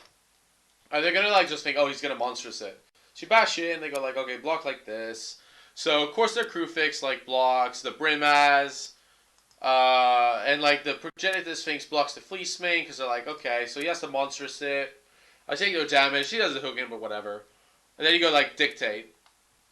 And just like, okay, so Sphinx is dead, Courser's dead, go. Uh, in this deck, I wouldn't want the Disenchants because you're aggressive enough, and there hasn't been many gods played, so you're okay without a Disenchant. I would have been worried going into like playing this deck at the Pro Tour without a main deck Disenchant. If I look, if I was clever enough to find this, I wouldn't have. Um, but with the new meta and how it's forming and how it's looking, Disenchant's main deck look a lot weaker than they used to. I could see, like, this played a Banishing Light, that's completely fine. The Bug decks play, like, an Unravel Leaf or 2. Again, that's fine because it's not big numbers. You can scry them away. If you draw them, you can Sphinx them away, protecting the Sphinx. So it's not too bad. And most decks have Coursers. You'll still have a target or two.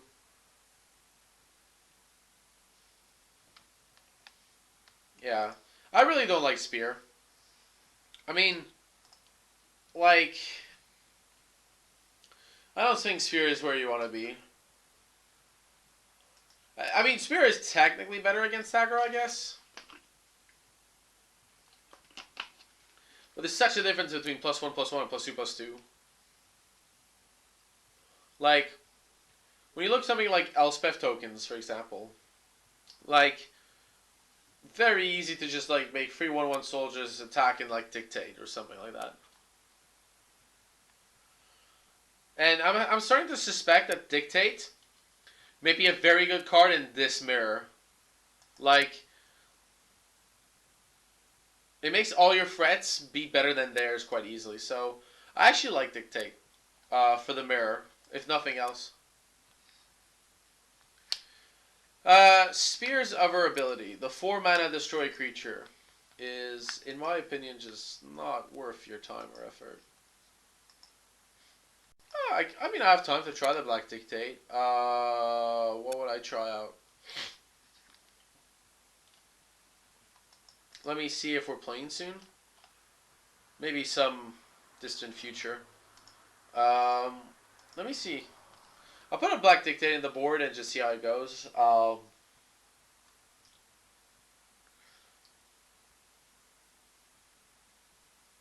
Problem is, it doesn't deal with Ashok. It doesn't deal with Kiora.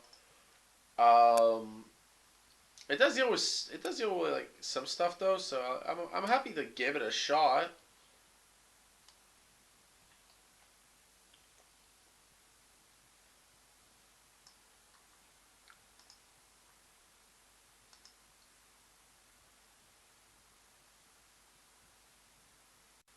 Whoa.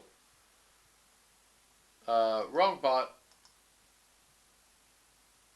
Sorry, I thought this was card bot, not card bind bot. Uh,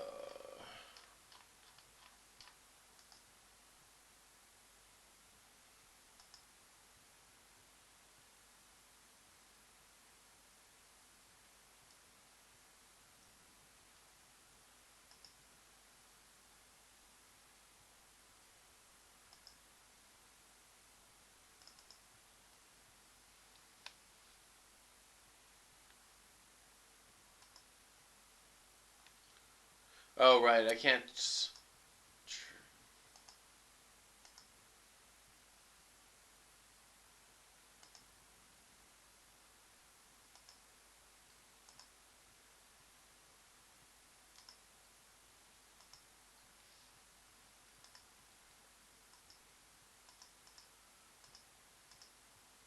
I mean, right. The Black Dictator is good versus Sphinx. It's just. I don't want it just because it's good versus Sphinx.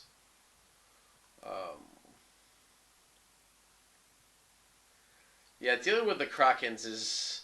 I don't think Black Dictator is the way to deal with Krakens. That's definitely not. But I'll be honest, I'm not worried too much about Krakens because I'm trying not to get the game to get to that state.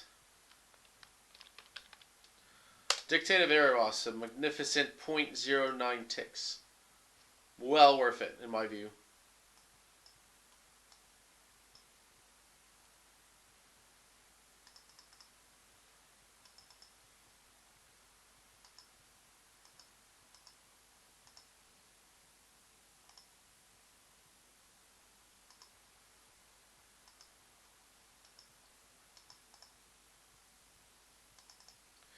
Uh, what do I leave out from the sideboard?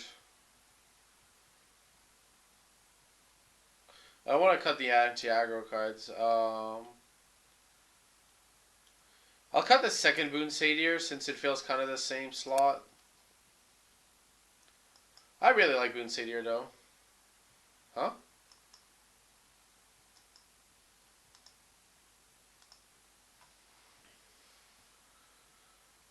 I'm a little worried in the sense that this could get easily fought seized. Like, I don't want too many 5 mana random spells. I find against, like, control, you want to sometimes have your curve be lower if you can.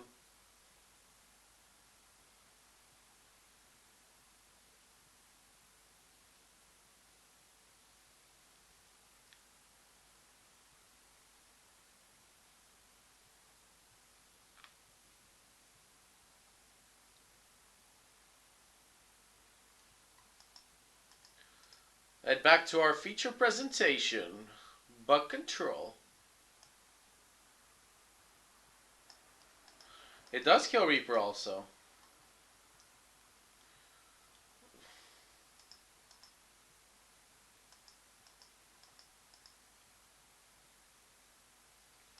This hand is really good if you replace any of these 5 spells with a land.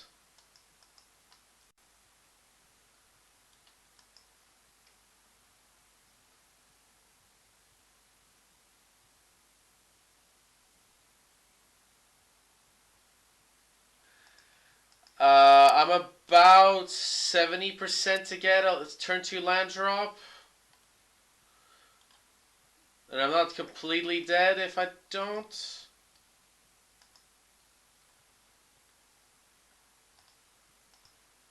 Well, that's mission failed. Quite possibly. I got lucky. I got lucky in terms of the untapped land there, by the way, rather than the general gist of getting a land.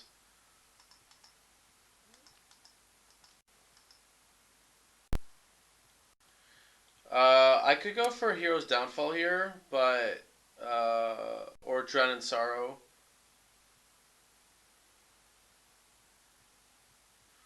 I like Hero's Downfall potentially.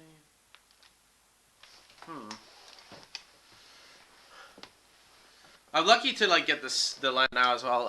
Let's see. What do I want to do here? I could play Drown in Sorrow, Hero's Downfall. I need to kill this now. I can't let him untap it, God's willing. Or can I? No. He knows I'm gonna have Hero's Downfall, so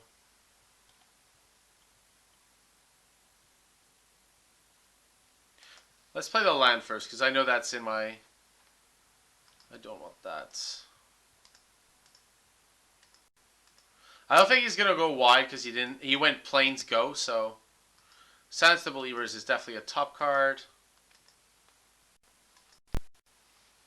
It's close. I don't think it's that obvious.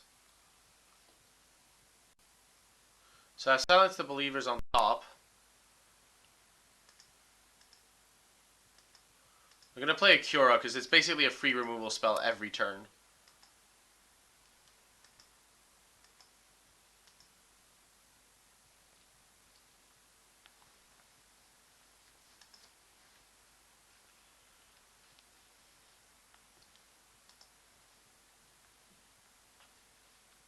Yeah. See, this is what I mean with the Drown. But he could easily have, yeah, a few things. He has heroes. He has God's Willing, 100%.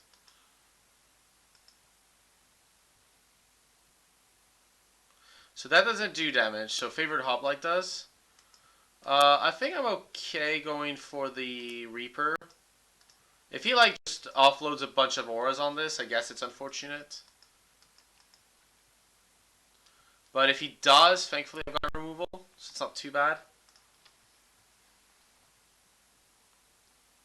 Okay, so he's just gonna go Ordeal, sure.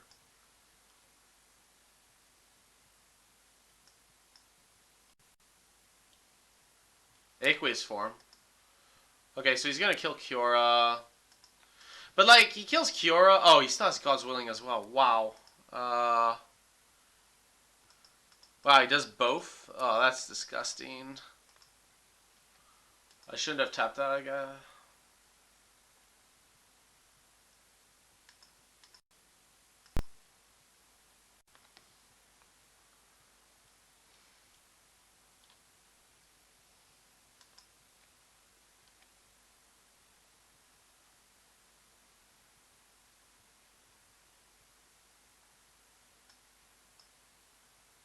I think I'm okay on that front.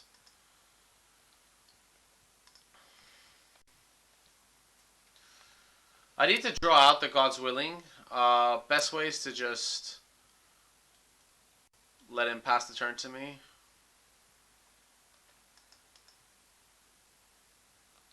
Yep.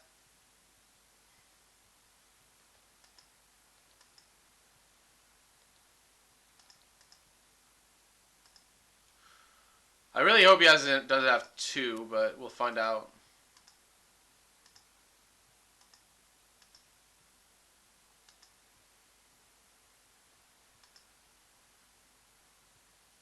He has God's Willing, right? Like, come on.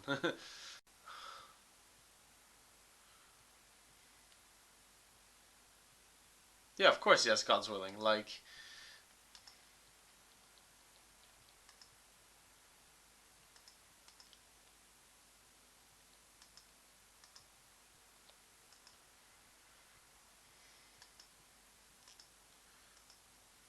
I want to see what he has more than anything else. Just that information, and then have a Silence the Believers come up.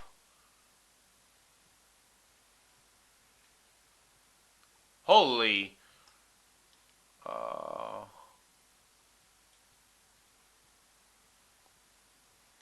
He's gonna tap out anyways.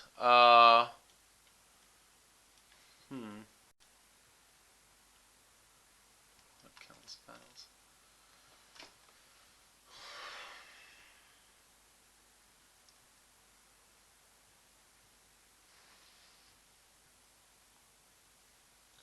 I could actually take the Eidolon as a blocker here. If he goes Eidolon countless battles, so this guy, he makes him into a 1, 2, 3, 4, 5, 6, 7, 8, 9, 10.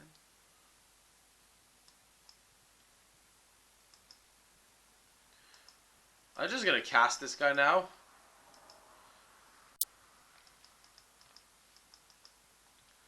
The Death Touch is unlikely to matter with what he has in hand.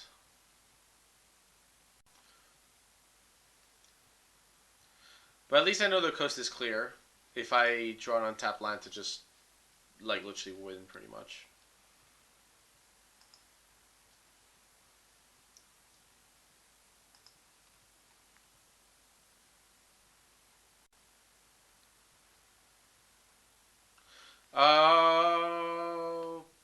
Probably shouldn't attack anyways, because then if he wants to bestow this guy doesn't do anything this turn, at least.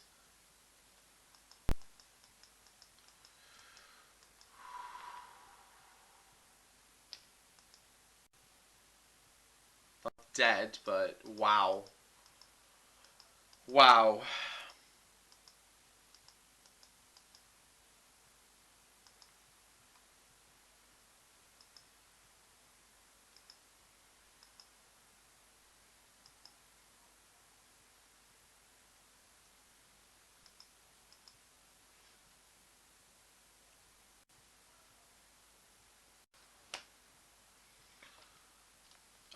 I have no words.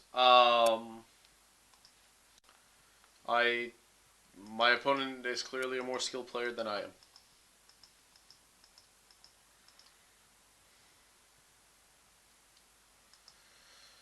So we're going to Science of Believers because uh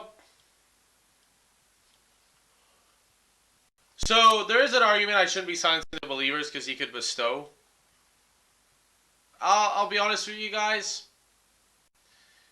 He's not likely to bestow when he has that in play. When I'm at one life. So we may as well just do it now.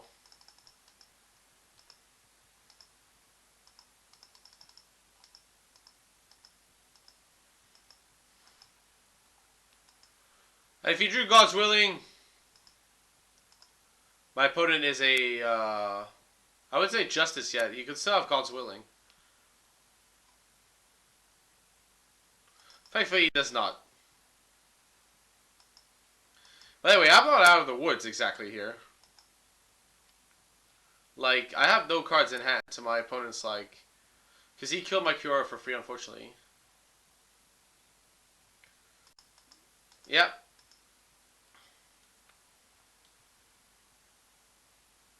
So it has Eidolon of Countless Battles. Eidolon of Countless Battles and Unknown. That doesn't seem very good.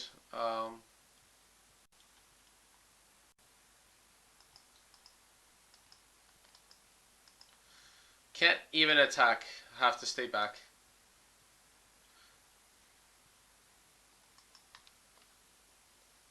Oh, yeah, sure.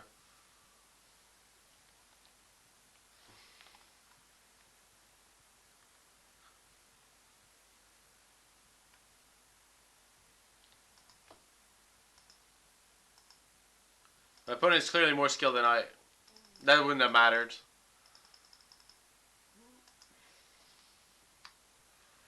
Okay. Okay.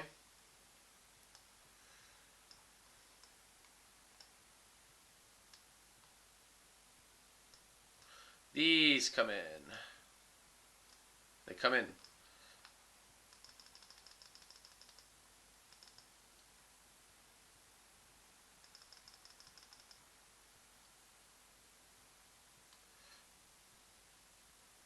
Postponed, we played pure black-green. Easiest sideboard in the world. Blue cards at the board, green-black in the main deck. That is literally it. Oh, sorry. I lie. I guess the 2 Read the Bones could be replaced with 2 Curas. That's about it. That's about it. Sorry.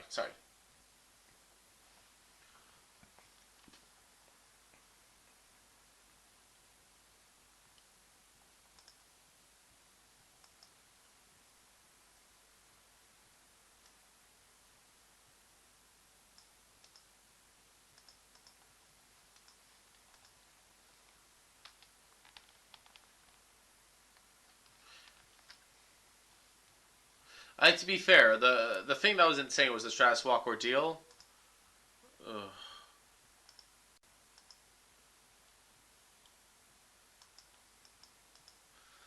Uh, how lucky do I feel?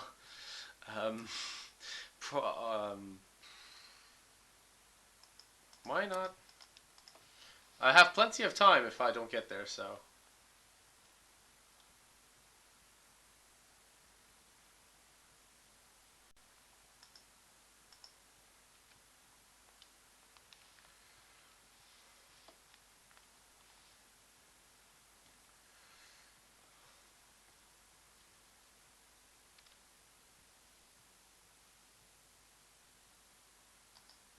I have plenty of that.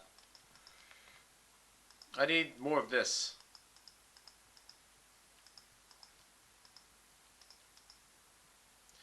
Oh well, it's fine. I'm about, just so you guys know the percentages, I'm about 65 to 70% to draw my second land. But I was counting on like missing up to one land drop, so I'm about 80%.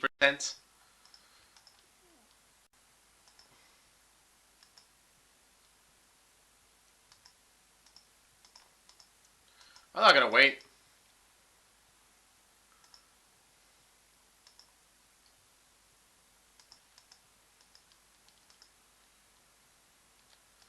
I've got time now. That's why I kept this, because I could miss the one land drop. Like, it's not the end of the world. I could even miss two, technically, but... so our plan is going to be kill everything in sight. Okay, favorite hoplite.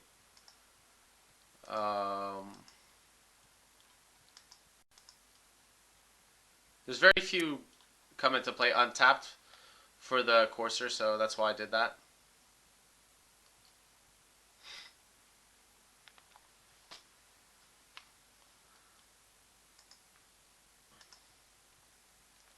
So here he may have God's Willing, by the way, which is why he played in that weird manner.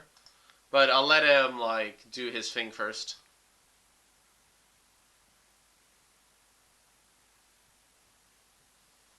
He's gonna go or Stratus Walk. Oh, that is really tempting. That is so tempting. Oh, 9 2 for 1 is so tempting. Like, 2 for 1 is tempting. If it gets a God's Willing out of his hand, I'm okay with this.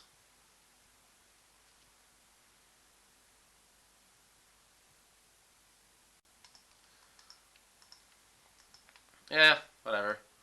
I'll still not 2 for 1 in, but kill this Sphinx. It's not a problem.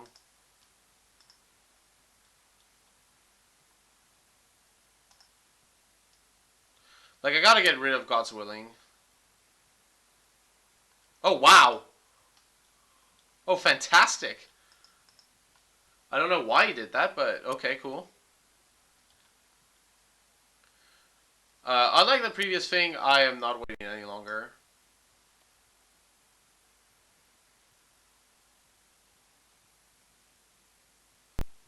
I have no idea why he played that aqueous form. Like, none.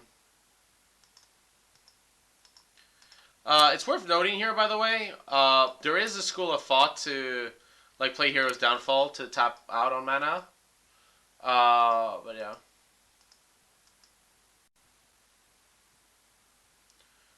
I bio-blighted his guy, he went God's Willing, and I did not have the mana anymore. That's why. Unless I missed something I should be talk. I tried to kill it. I honestly did. He wouldn't let me.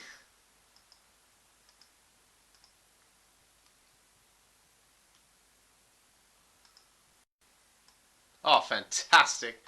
Corsair delivering. Oh, I won the game because he has tons of lands, probably. Yeah, I went Bioblight. And then he went God's Willing. Right? Or am I missing something? Like, are you talking about a moment I don't mind being wrong, by the way. Like, perfectly happy being wrong, but I'm not quite sure what we're talking about here. I'm on the draw, so I can afford to play a Kiora more and cut a land, maybe? Because I'm at 26 lands, so I can afford to cut a land. Because my curve's a lot lower now. I can cut... I can cut the basic island. That's probably the best one. Basic island does nothing.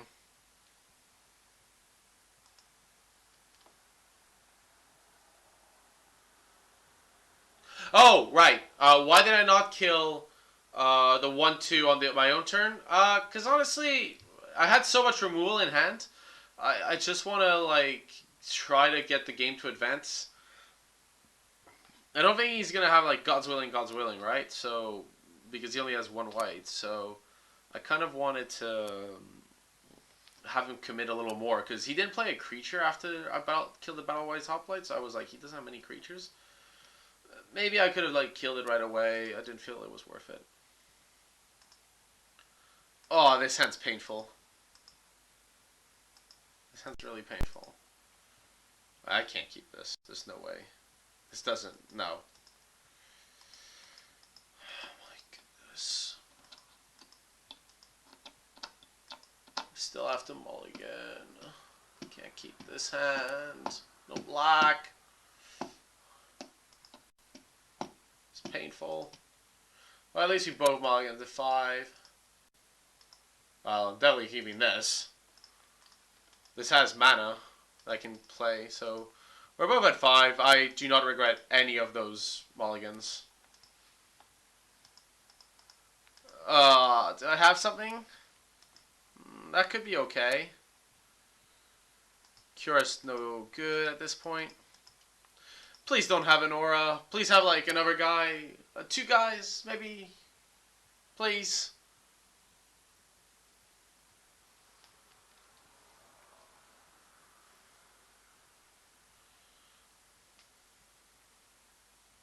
Yes. Yes. Value Town.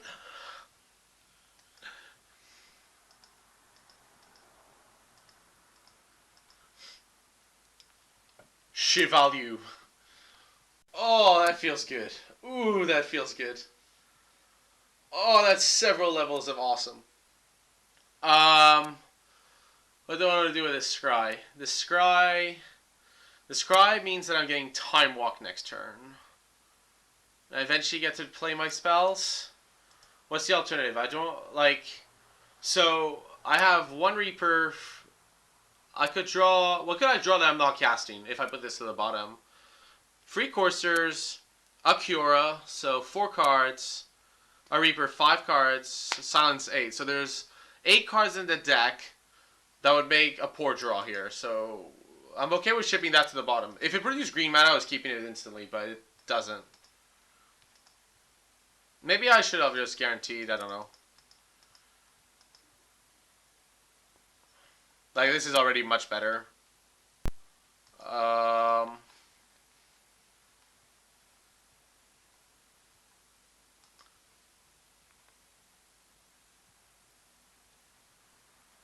4 mana is pretty much where I want to be, so I would need more removal. That force would have been the best draw, but... So this turn I'm playing Cure, probably. He does nothing, which he doesn't.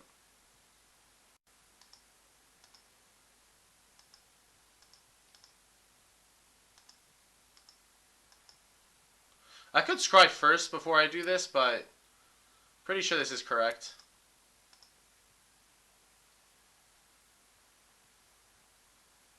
It's gonna go God's Willing. And hopefully I don't die from this. I really hope I don't die from that. It's possible. Like, if he has the Eidolon... This is it. This is his turn to kill me, so... If he's got it, he's got it. I can't do anything about it. Okay, he doesn't have it. Cool. And now the mystery. Does he have... I'm going to just silence now. Actually, I might as well silence on upkeep. Doesn't change much. Oh, wait, he has no blue. You're right, I should do it right away. Just silence it now. I mean, if he has a God's Willing, he has a God's Willing. It would suck, but he could have it, you know, that's it.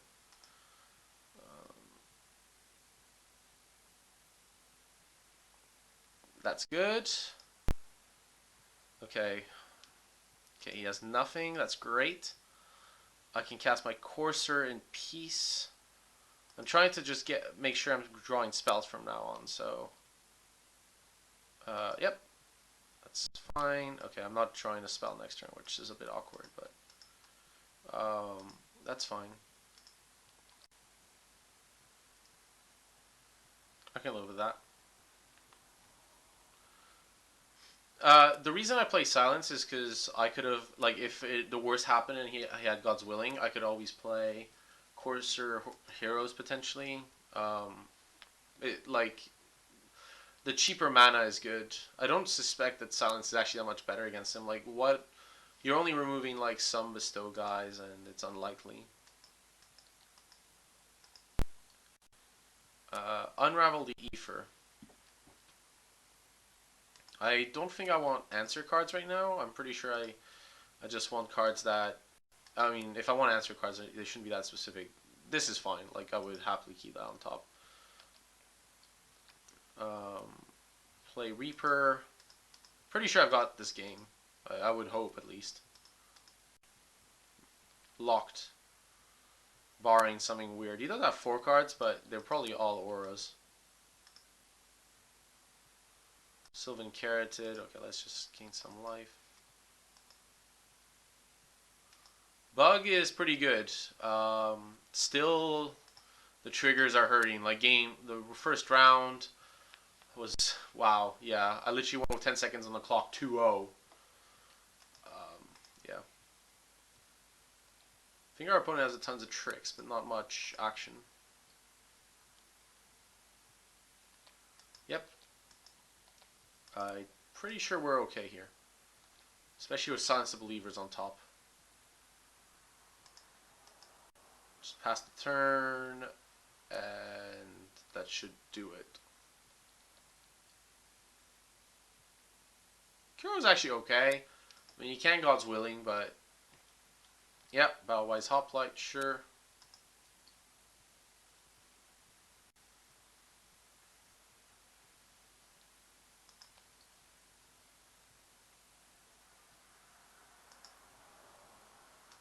I mean, he has to have double God's Willing to cause an issue here.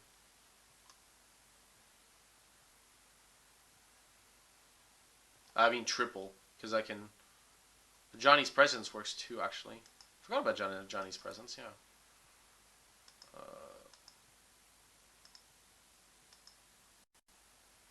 If he has, like, the triple... Oh, well. Yeah, I didn't think of a Johnny's Presence. That's a good point. Well, he plays both, okay.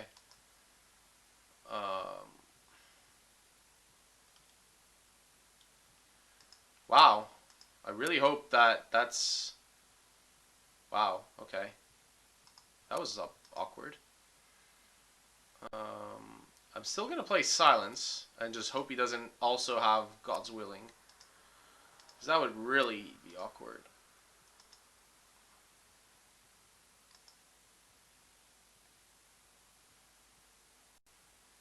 Wow!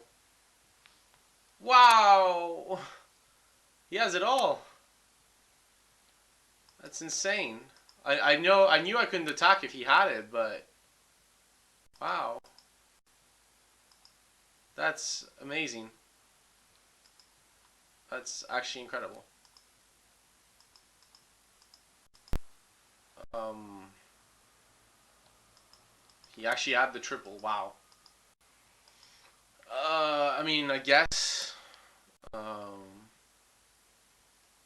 Sure.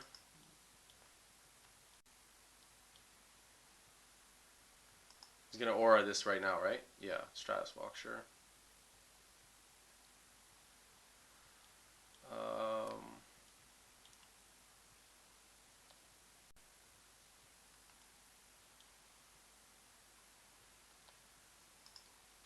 wow.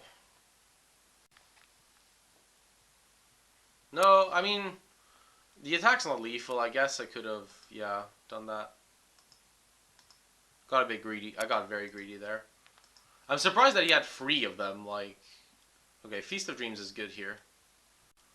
The question is almost, do I want to trade my Reaper of the Wilds for something here? But I think I'm just gonna, let's see. I don't want to play Drown in Sorrow. It doesn't seem very worthwhile, so...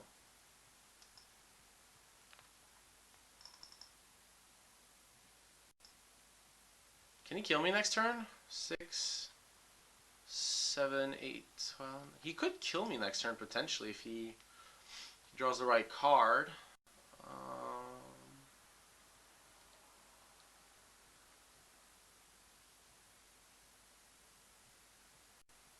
Yeah, I know he sees the silence on top. Well, he had silence like God's willing, right? So he could just go God's willing against the silence the believers and Johnny's presence the hero's downfalls. Um, there might have been some merit to not even care. Wow, wow.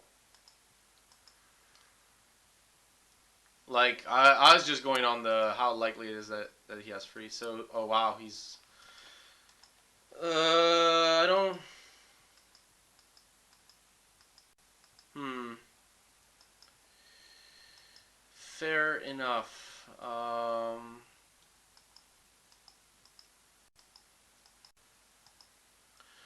Hmm.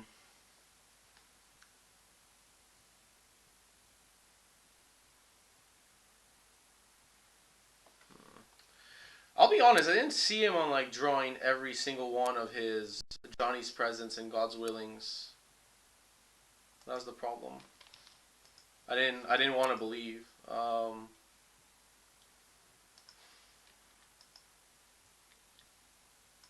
Yeah, that was my game to lose. Definitely, I agree. I mean, the alternative was I did nothing and just attacked, but then he has God's willing and Johnny's presence and all that stuff. Yeah, he's won this game because I can't block his pro green creature.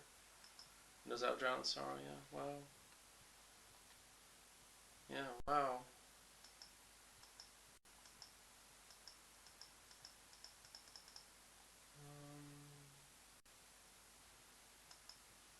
Hmm.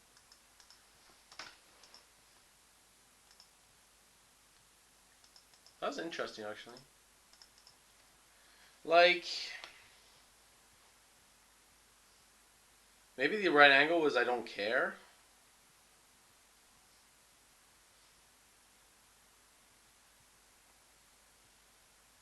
I was just trying to figure out that game. Like, he has triple. I'm just trying to figure out it was if it was correct to just try to push through that. Just go like, look, he has triple, he has triple. Like, um, that's the problem. Like, I mean, so what I'm trying to figure out is, yeah, like his blue was tapped out. Like, um, here's the gist of it, right, guys? I'm trying to figure out. So I went 2-1, unfortunately. That was a crazy match. Um, I was trying to figure out there. Okay, how likely is it that he has free triple white spells in a like in his hand? I mean, he did draw air, but he has a ton of enchantments in his deck that could easily do nothing. He's not gonna play them right away because his blue is tapped, so like it could easily be like an Ordeal of Fasa or a Stratus Walk or something, which he can't cast. So at that point, um, I'm going like, should I go for the kill, right? So I have a few options. I can go. I don't care about the 2/2. I'm just gonna attack with my Reaper of the Wilds and see what happens. So at that point, I can play two removal spells, but he can go like a Johnny's Presence, at which point I'm forced to respond. At which point he responds, I respond, he responds, and my Reaper of the Wild dies. Because I'm not like not attacking my Reaper of the Wild, right? So then my Reaper of the Wild ends up dead. But I end up with one more downfall slash silence. So I probably end up with the silence. At which point I can remove both creatures. So maybe that's better. Like the sequence of play, but he knows about silence, so he's never playing his extra 2/2. Um, so at the same time, like basically, all that happens is fancily I trade my Reaper for his guy. That's all that happens. I mean, I think it was correct to play the way I did because he has a ton of blanks that are validated by a creature, but some of those blanks could be blue. Swan Song I don't even care about. Like the extra 2/2 is fantastic. Like he's at 6. He couldn't Stratus Walk my guy, seeing as I could give it hexproof. Um, I mean, yeah, I wouldn't Stratus walk a Courser. That seems terrible. Like, he's all of a sudden, I'm getting the value of flying guy, and he's not that high in life, so I don't think he'd do that. Um, so, okay. Like, let's think of it from an odds perspective, right? So, he had. I wish I could see the replay. He had 4 or 5 cards in hand, right? 5 cards, I believe. When he played the hoplite, he had 4. Um, so he goes hoplite, and he has 4 cards, of which I have to, for my play to be incorrect, I have to believe he has 3 of at maximum 7 of in his deck. Because I'm not even counting Swan Song because he only has white. So he's already played a God's Willing. So assuming that he plays the max 4 Johnny's Presents and 4 God's Willing, then he needs to have 3 out of 7 cards out of a deck of about 45 cards. He did scry to the bottom, like give or take. So you're looking at some pretty thin odds in reality. Um, like, I'm just counting the odds in my head, and I'm just like, no, I did what I had to. I have 3 removal spells. Just do it. Go for it. Didn't pan out. Although that said, what I should have done, however, I should have definitely played the 2 heroes downfall at the end of turn. What I should have done is attacked with Reaper of the Wilds when his guy was a 4/4. Because he knows I have silence, so he can't block. He goes to 2. At that point, he's actually in a bind because he can play a second guy, but then it can silence the believers both, and then he's dead. So what I should have done, so I was correct on some of the play, I wasn't right on all of it. I should have gone Heroes. That was correct. Heroes Downfall was correct. What was not correct was playing the silence right away. I should have gone Attack with Reaper. Because he knows I have silence. And to be fair, there's nothing you can do about it. Actually, the best thing he can do is block with a Battlewise and actually 2-for-1 himself. Yeah, so at least I kill the Battlewise Battle that way rather than have it in play. Yeah, so the correct play there was Heroes Downfall, attack, see what he does, at least 2-for-1 him. Like, 2-for-1 him killing his guy, or 2-for-1 him win the game. So that was the correct play. Took me a little while to figure that one out, but yeah. Okay, so I did misplay. What I'll say is that play was probably not as obvious as you guys think. Like, you're like, oh, damn it, he had, obviously he had free white 1-mana spells. It's not that obvious, like, the odds for him having 3 of those are really thin. I guess if he had a creature, he would have played it, so that doesn't balance it down to, like, maybe 25, 30 cards, but you're still talking very thin odds, so, like, he didn't know my hand, right? He doesn't know I have 2 downfalls. He doesn't have silence on top, but... So, yeah, I should have played both Heroes Downfalls and then attacked. That's what should have happened. And then at that point, yeah. At that point, he needs 2 God's Willings. Or the Silence the Believer dispatches 2 guys and I win the game.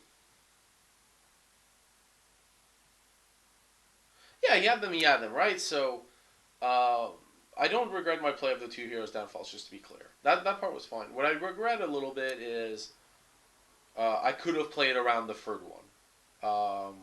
Even if the odds were low, I should have played around the 3rd one because I could. I could attack with Reaper.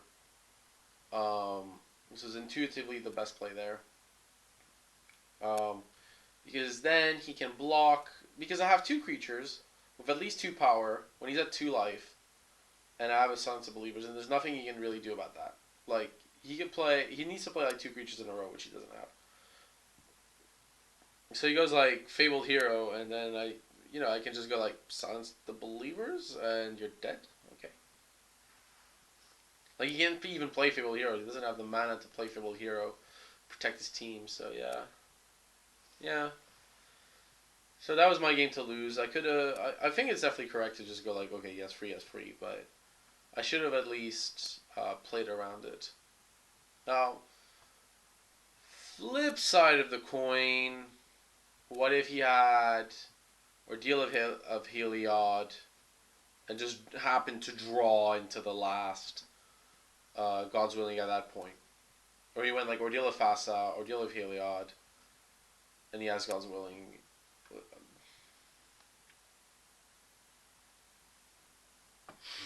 Yeah, it's tough. I went for the angle he doesn't have all free. Um, I could have played around it by attacking with Reaper. Um, that's about it, really. I don't know. I don't know what else I could have done. It was a very crazy game. Started out very well with a very timely Drown in Sorrow. He had nothing for a million turns. I looked in complete control. He managed to build a threat, like protect against free removal spells in a row, which was insane. Um, yeah, okay. It happens, it happens.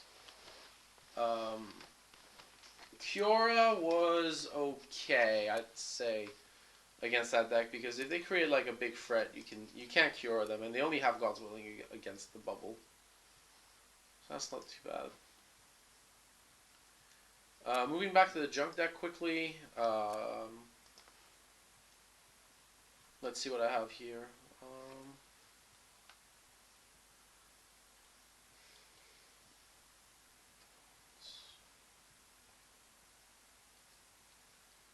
I'll be happy to try this version.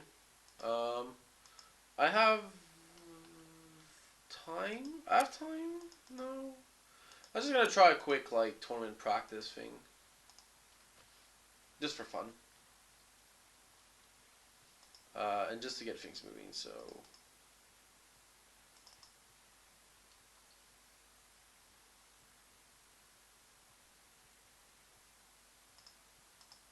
testing the junk deck by Patrick Chapin. This is more than awkward, but it's probably fine.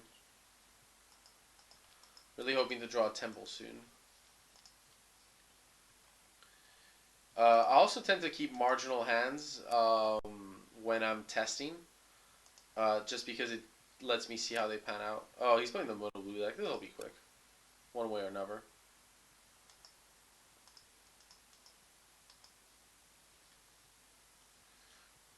There is an argument for playing the mana confluence there, but in case I draw a temple, I want to play Brimaz and temple, but I'm okay with this.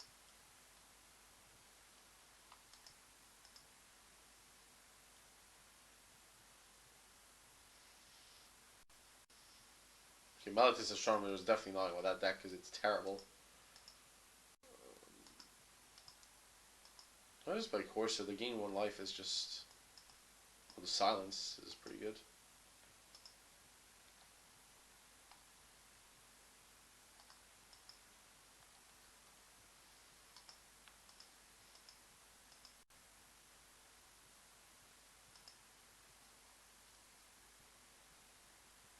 Yeah, that was a very crazy game, that heroic game. I was very surprised.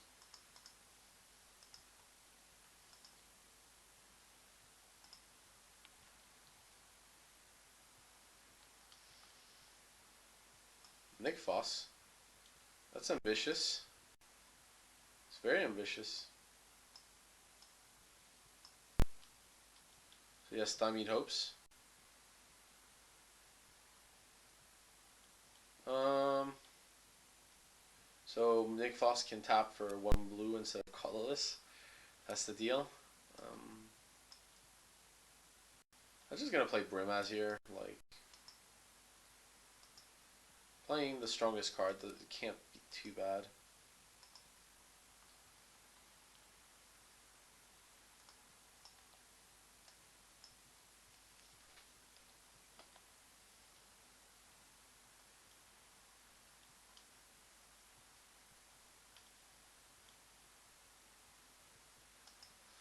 Like, yeah, I like the mono blue deck in standard, but in block it just seems to lack something, like the double color guys for sure.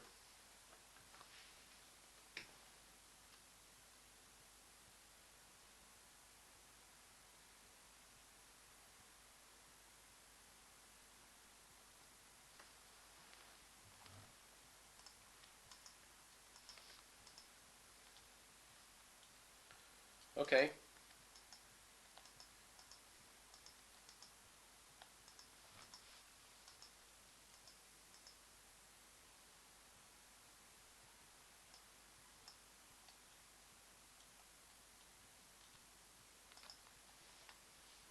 Return an enchantment. That sounds fantastic. Let's see. Does Elspeth die? Not quite yet, but soon.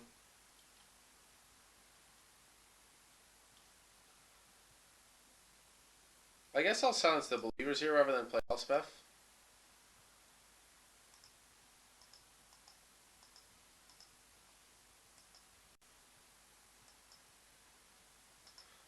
I could have silenced the hypnotic siren, by the way, there.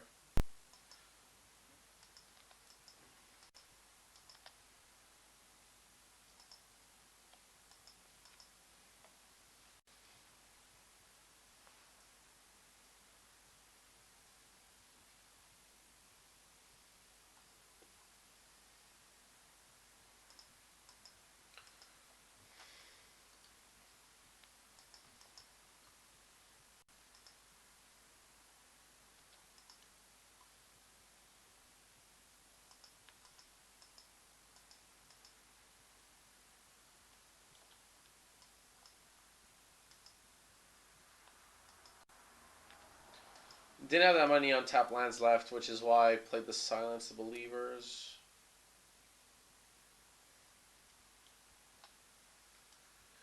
Um,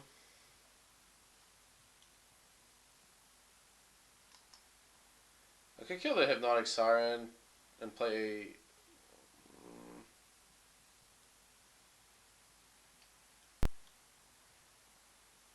Like he has to ensure an enchantment.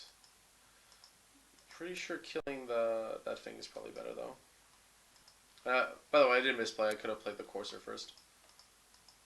Um, I should be attacking with courser here as well.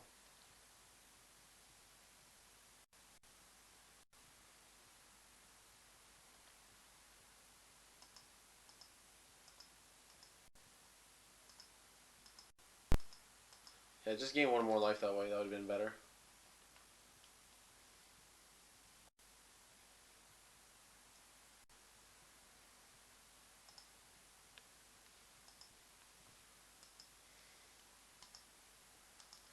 By the way, you may have noticed the Mono Blue Devotion deck on like Travis Wu's stream and articles.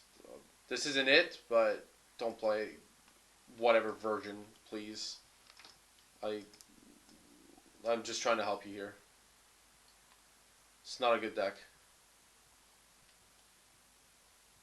Like, really not.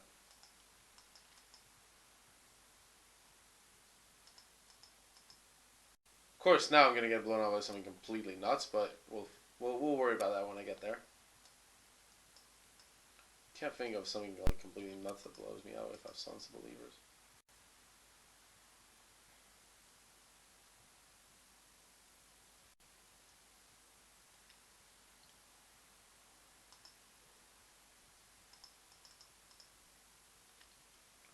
Definitely keeping Silence on top. I know that much.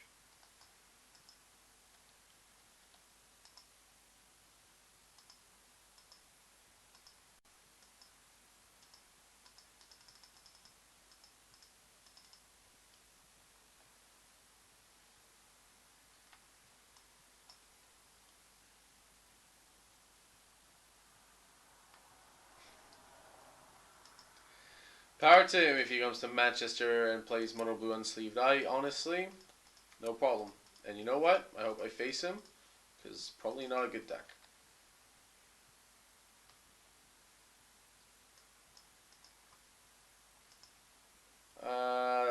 This is one of the awkward hands. Like, I think I'm mulligan, which is really sad, but it's just a lot of do nothings even if I don't get my lands in time. So this, on the other hand, has a plan.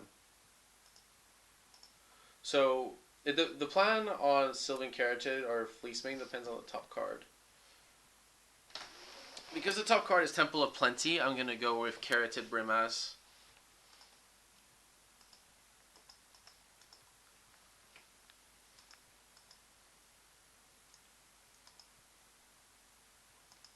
Or whatever my opponent's gonna let me do.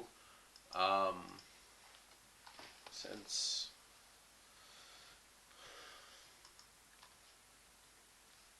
I lost the Fleecemane, okay. I'll still build a Claritid here.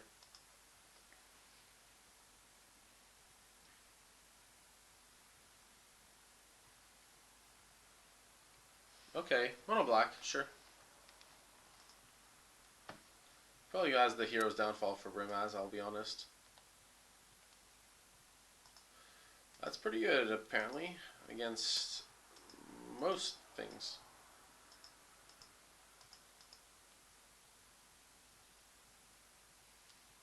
Yeah, it does sound like a Bly. Not because the deck's on sleep, by the way.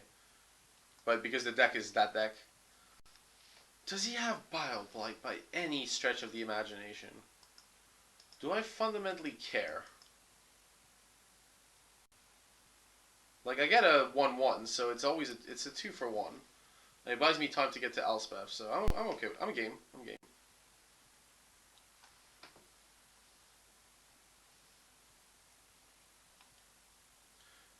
Boon of Erebos is interesting there. It's like the one card. It makes his attack, to be fair, it makes his attack a little more sensible, so I like it, I like it. I was like, what could he possibly have? Boon, cool. By the way, I like walking into these cards now, because then I don't walk into them again. It's a one-off occurrence. Okay, Boon of Erebos, mental note.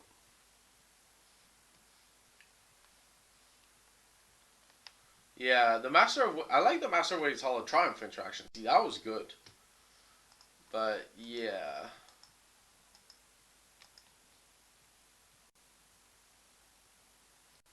That other deck does seem terrible.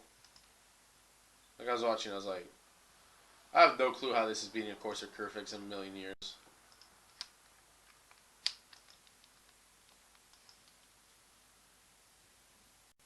I'm a bit skeptical about my opponent's attack here, because the only thing he could have here that makes any sense is Night Howler. If he wants to Boon of Erebos again, I'm okay with that. Then that gives me card advantage. Okay. Sure. Oh, Spiteful return. Wow.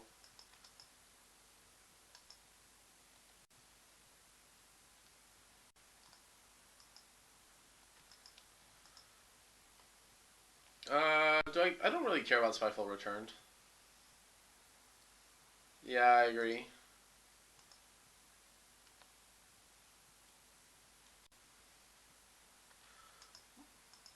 Even if there is a slight risk of like my opponent doing something to my character, I still have Silence of Believers if he really wants to get creative.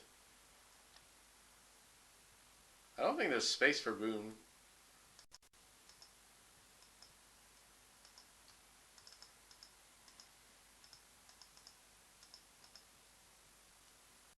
Let's just make some guys. That seems good. Like if 1/1/1 was good, what about free 1/1s? Okay, sure.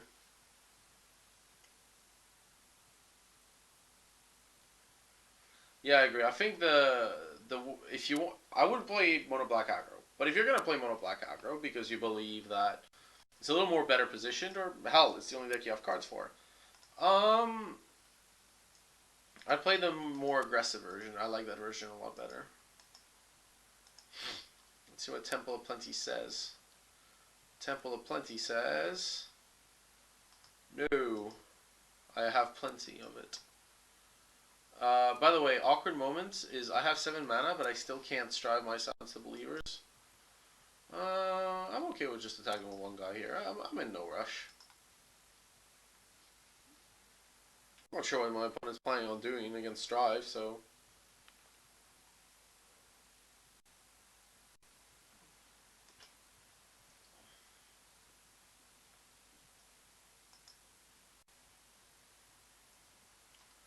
Yep, Herald of Torment, sure.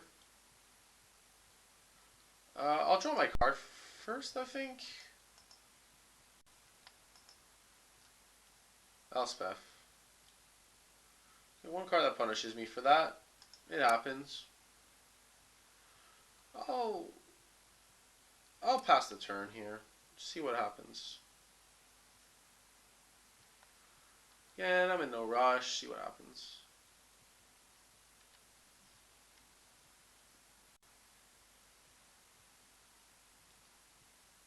Oh yeah. Brain maggots. Let's see what he takes first. I'll probably take the Elspeth, but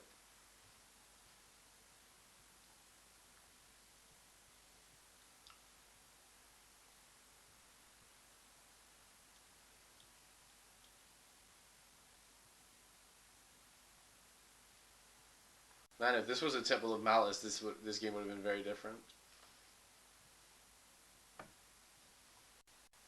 So he takes a Silence to Believers. Interesting. Probably has a Bestow guy. But his Bestow guy is not going to kill Elspeth.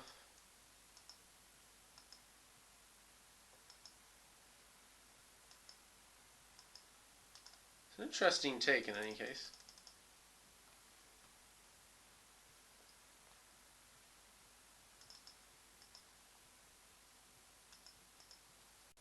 You might have Hero's Downfall too.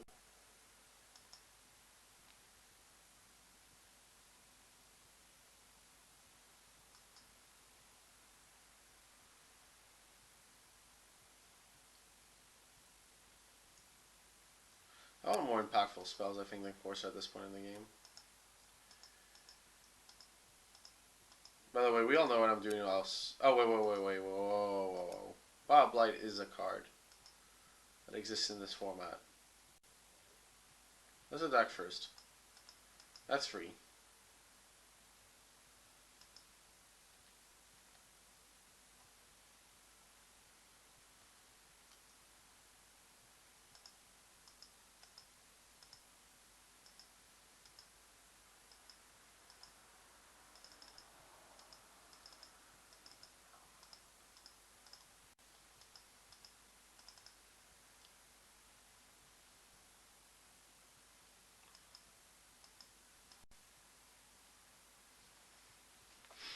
Yeah, just play around Bob Blight here.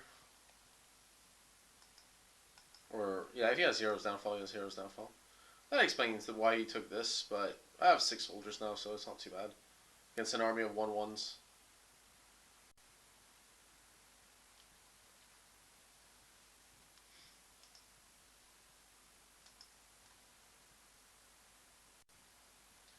Okay, I've got a Hero's Downfall if things go really dicey, so.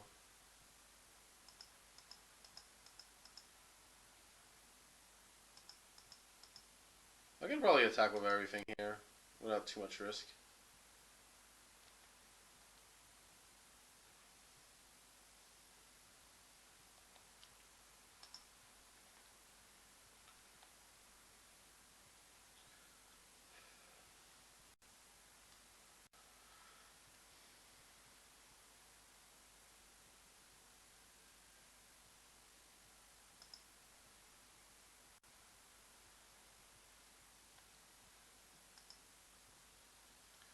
Do I fundamentally care if he takes my Hero's Downfall? No, I don't. I'll get it back soon enough.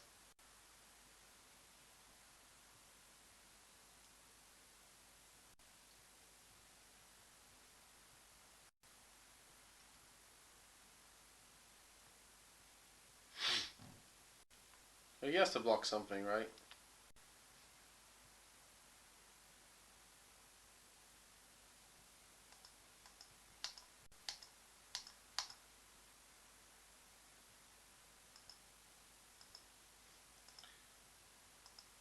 It's gonna get there eventually.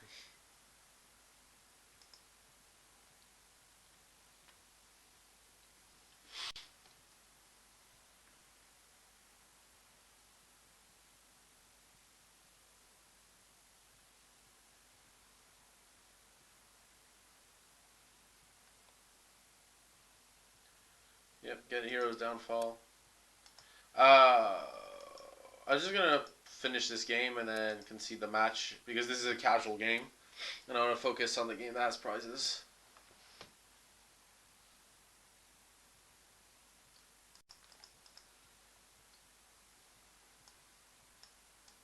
What did he show me? Lands. Yes.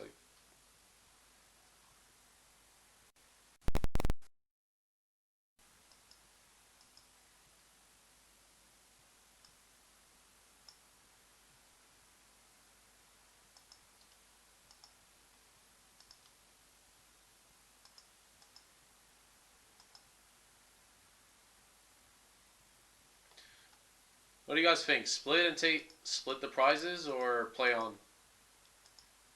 I don't mind either way. I usually split, but I would rather like he's offering to play anyway, so I'll leave it up to you guys for about 30 seconds. Maybe a minute because it lags that much. I'm happy to split. I'm happy to play on. It doesn't matter to me. It's all good. It's all good. Actually, wait. If I split, I have to stay up a little longer. That's not good.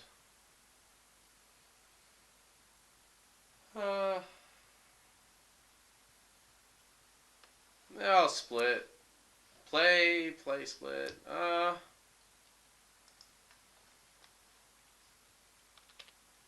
Yeah, he's offering to split and still play, so it's not too bad.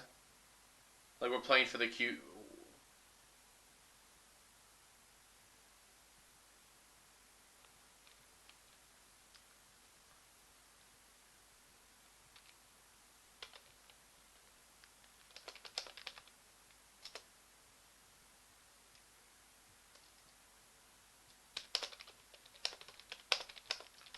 We'll split. But we're still playing, by the way, just so we're clear. That's very important.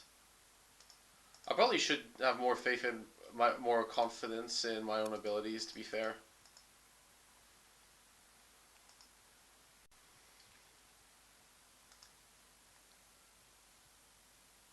In the dark, I like keeping Hero's Downfall.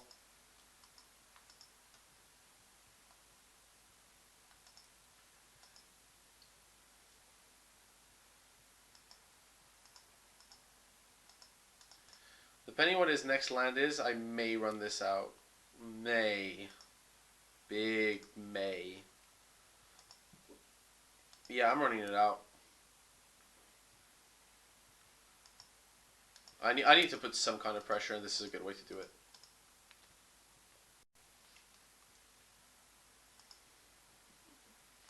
He only has one planes. That's good. Like, he has to enchant it to do anything.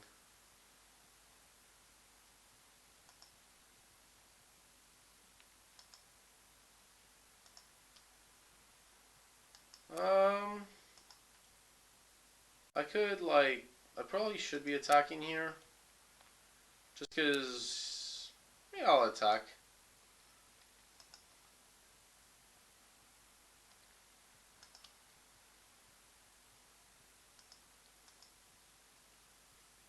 I don't need to do anything, do I? There's a lot of islands. Stratus Walk, huh? Scry first.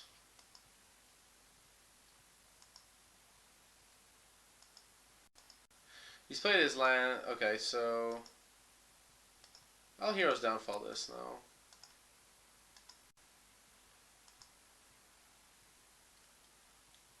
I'm looking for Silence of Believers to... Oh, it died. Cool. On bottom. I'll get lands eventually. Damn it, shouldn't have taken that split. What a mistake. It's fine. I don't renege on a split.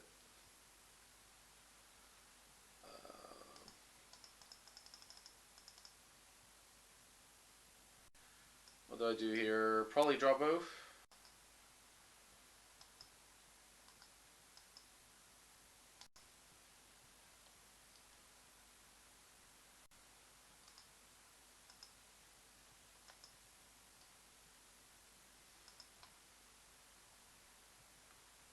Yeah, occasionally they don't have it. It's more like it's not like sometimes they. Yeah. I'll probably play. What do I have? 6 lands. I could play like Courser. I could attack first. That seems good. Oh, you have 6. Sweet. I'll play Courser and then Kiora if I have a land, and if I don't, I'll just Hero's Downfall now. No sense in waiting for him to untap. Plus, I get the Scry from Reaper of the Wilds if it works out for me. So I get to get rid of the Keratin, which is sweet. Which means I can play the forest that I have off the top. Sometimes it's just good. Yeah, so he's probably lost here. I don't. Yeah, Fabled Hero again, sure.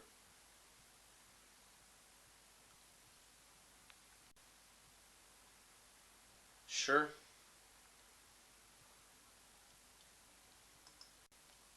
I'm gonna go on a limb and say that if he did that, there's not much you can do about Silence the Believers.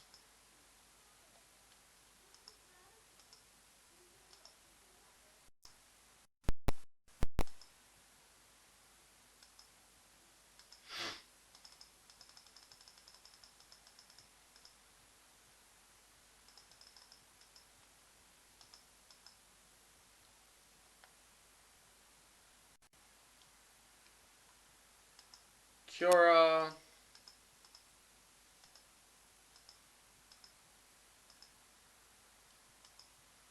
Draw a card.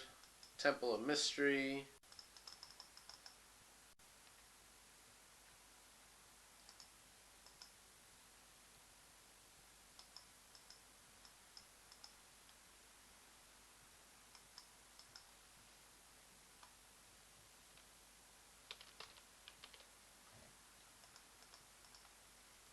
Yeah, occasionally they don't have the God's Willing.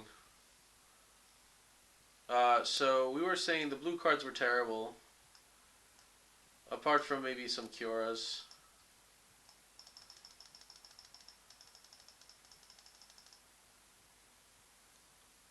I don't think the Read the Bones are particularly fantastic.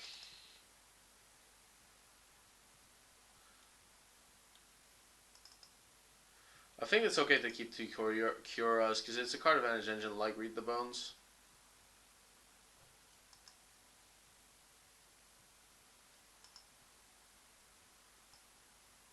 Oh wait, I'm on the draw. I could board out an island for Kiora. Because the basic island's really bad.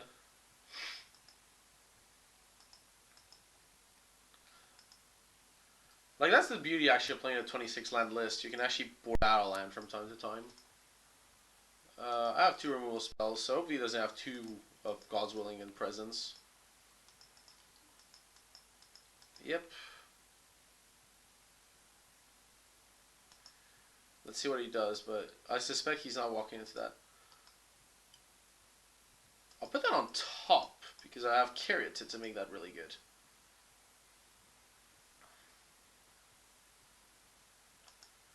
Ordeal? Or no deal? Ordeal, no deal. I mean, it's usually right for them to go Ordeal right away, unless they somehow think I have Feast of Dreams.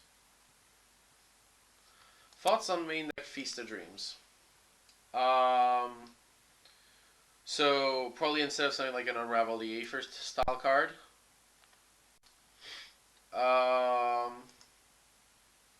what are you playing that against? Like,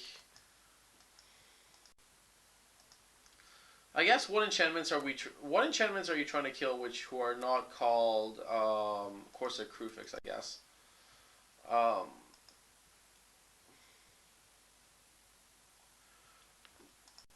Because I mean, that's the thing is like, surprised he didn't go for a deal last turn. Oh, but if he has that, that makes sense, I guess. I don't want to block block the hero either. Let's see. He has double white. What do I want to do here? Because Cura's gonna die probably to the two guys. I'll do it on upkeep. What do I want to do on upkeep? I probably want to silence the believers on upkeep. Because it's the most expensive one.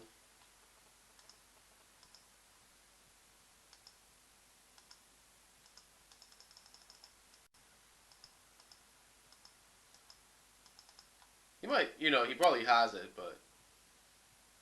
Oh, he didn't. Cool. Yeah.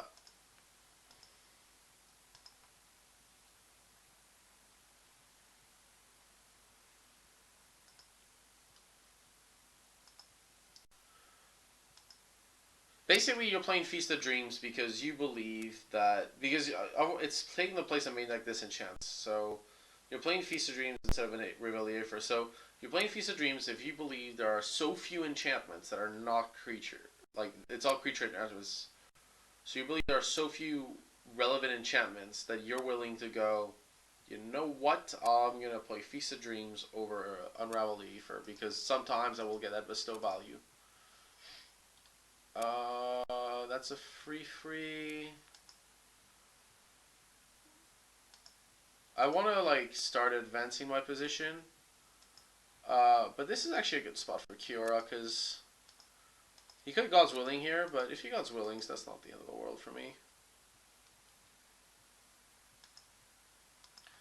Starting to like Cure against the heroic deck. I mean, it's like a bad removal spell, but if it sticks, it really sticks, like proper. Yeah, Ordeal of Fasa, so he's just gonna draw some cards off that. Sure. I think that's perfectly acceptable. Like it's perfectly acceptable to play Fodcast basically.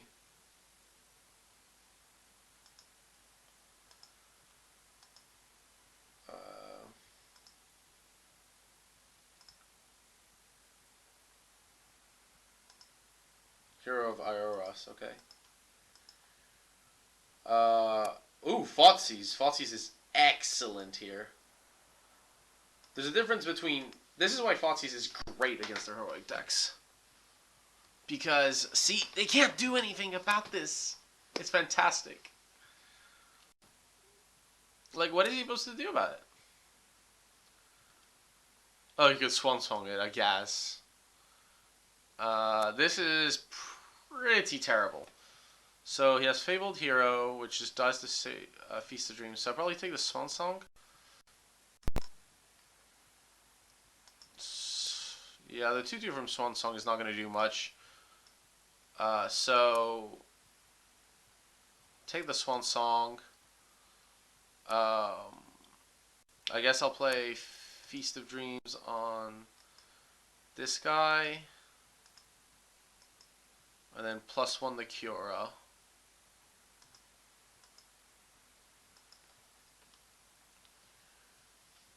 I might be unleashing Krakens this game.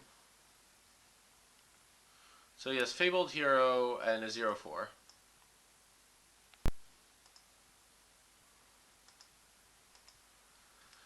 The thing this guarantees me is that if he does have a trick, which he doesn't, thankfully, I can just go Drown in Sorrow here quite cleanly. We'll block. Obviously, should have taken the split. These decks are really run of Johnny's Presence. That's much better.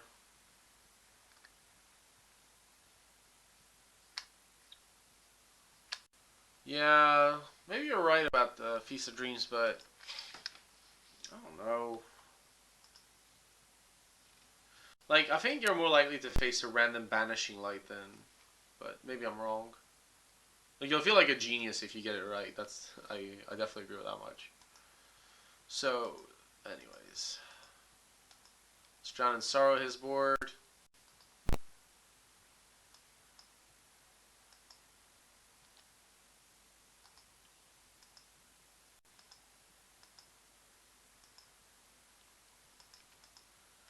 I could unleash Krakens. That sounds good.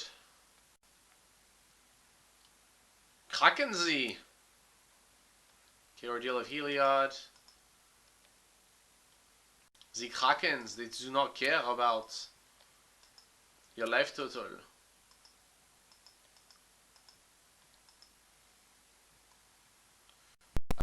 Cure for a turn, and I don't need to summon Krakens now. Yeah, sure. Johnny's President has some silence. It stops everything else.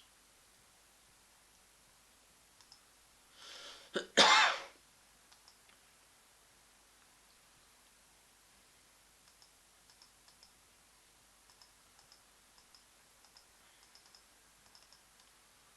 can gain some life. It's cool. I don't mind.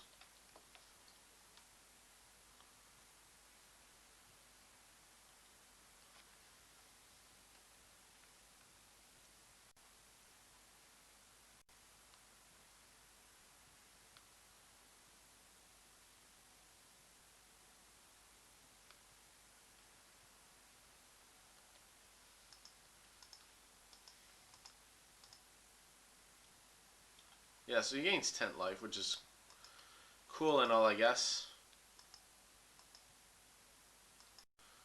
So I know every card of his hand except for one. But we will unleash the Krakens. Krakens is good, yeah.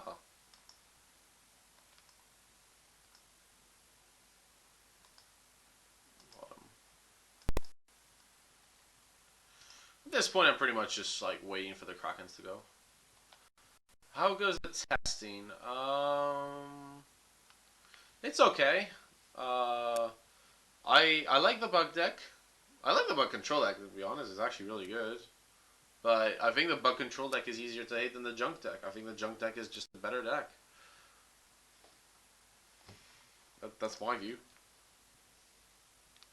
I don't think there's much more to solve. Junk deck's very good. The Krakens has been unleashed. Yesterday's Kraken was a little sweeter though. Yesterday in the stream I was playing the Grand Theft deck, Grand Theft Ashiok. Um, and it got to a point where I essentially had 1 second. Yeah, I played Grand Theft Ashiok, and I swapped. My opponent didn't quite understand how Daring Thief works, so I swapped my Ashiok for his Kiora when the Kiora was at 5 counters. Yeah, Ben's pretty good. Yeah, there are a lot more creature decks on MTGO. I don't think the GP's gonna have this many.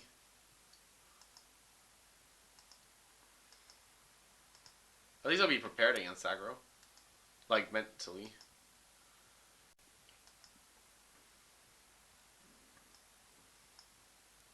Oh, great. Transar. That's fantastic. Let's just say that the double striker can't do anything.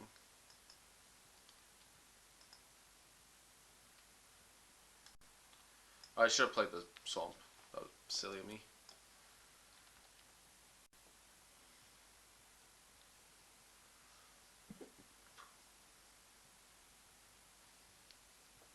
Yeah.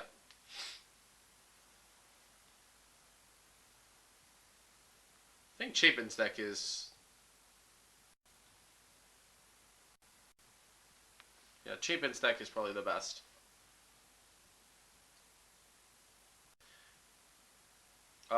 By the way, here I'm gonna... Even if I look really far ahead, I'm probably gonna Hero's Downfall something. Probably the free 7. Because I have the Drowning Star on top, so... Plus Silence of Believers is coming up. He has 1 card in hand.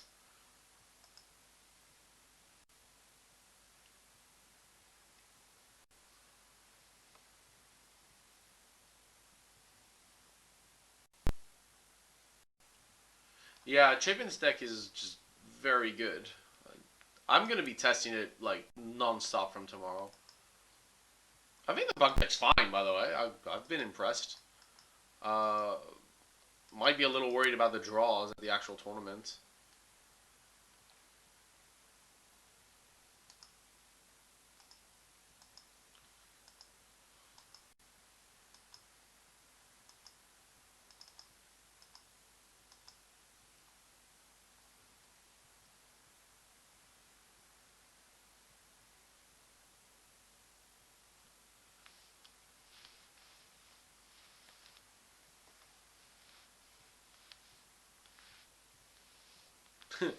One fell for GTA. Look, GTA is actually a good deck, so GTA is a deck I would play. Like, I can't test it online, which is a big problem. Like, it's actually unplayable with a combination of bugs and triggers that just time you out. So, heck, I'd happily play against aggro with the bug deck every day. Like,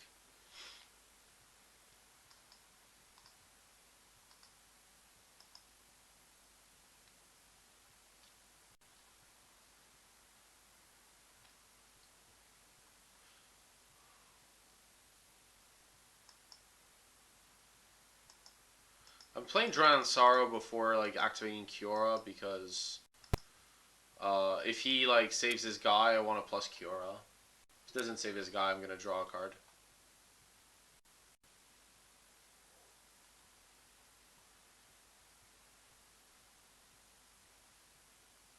Oh wow, okay, that's an interesting one. He saves both his guys. Interesting.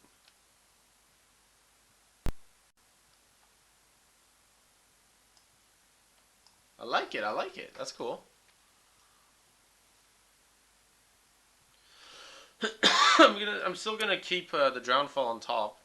Downfall, sorry. Although it is pretty much Drownfall soon.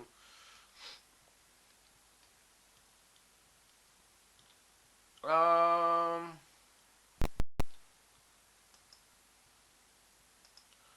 make the Hoplite not be able to deal damage and upkeep. Silence the Fable Hero.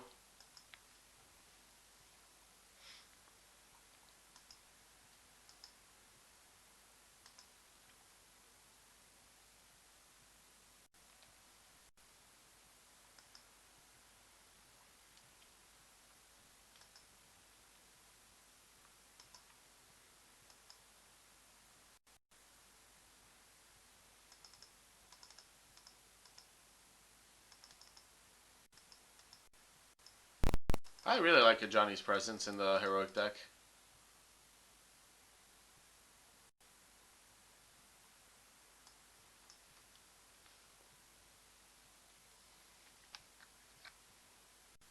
I like it too.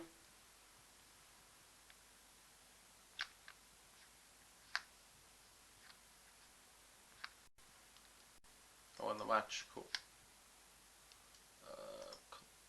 By the way, just give me a second, because personal settings.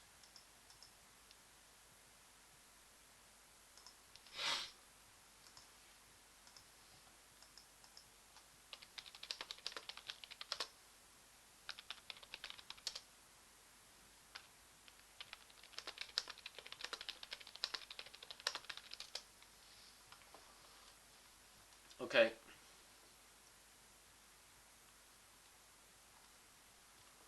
Let's see. Well, then we come up with Bant in the end.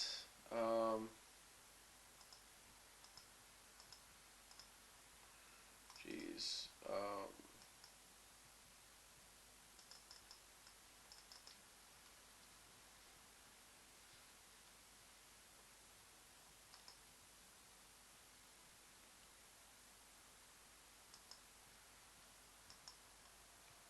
Try this version.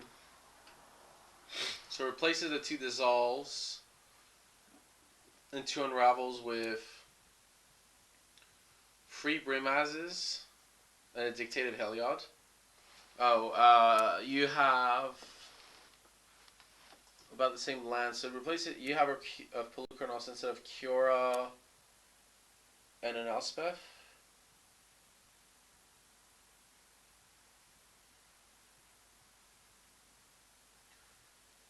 Brimazes is fine. You just need to change the mana base a little. Like make it closer to Shapen's list. So you've been doing really well with that band list, but I am wondering about the dissolves in that deck. They seem really out of place. Because like that deck wants to tap out every turn. Like you literally. So by the way, I'll give me a second. I'm gonna put up the deck that the deck is sweet. So we went free one in the daily, which is nice, always. Um,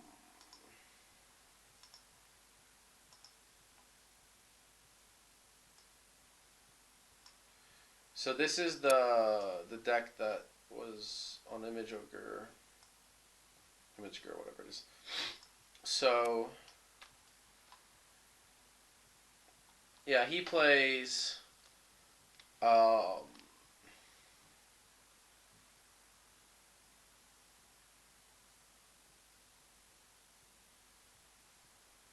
yeah, I don't think the dissolves belong in that deck at all. Um, because I mean they do protect what you do, but like you don't really need that much protection. Like you're not going to keep mana open very often. The Unraveled Ethers are probably a metagame call more than anything. I could definitely see having one or two, especially because your only removal otherwise is like for Banishing Light.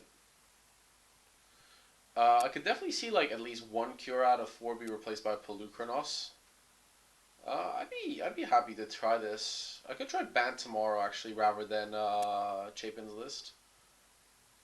Um, yeah, Fated Retribution's interesting, but I really don't like Fated Retribution in a deck which literally consists of pretty much only planeswalkers and creatures. Like, what are you bringing in against? Like Bug? But against Bug, you don't want Banish. Maybe you want Banish. Here's the problem with Fated Retribution. Even if it's a Wrath, the way like a lot of the control decks get their card advantages is these planeswalkers, and kind of that's you're breaking the symmetry of the card. That's the problem.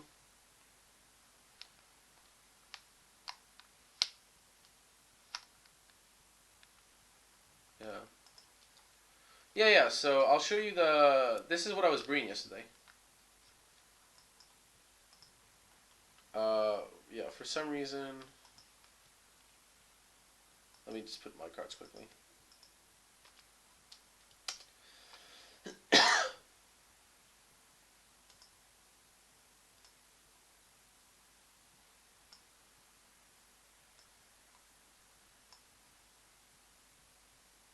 Wait. Went a bit crazy. That's fine.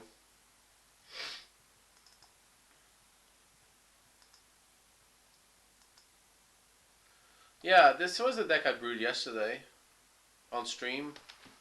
Do you guys want me to try this out tomorrow? Maybe.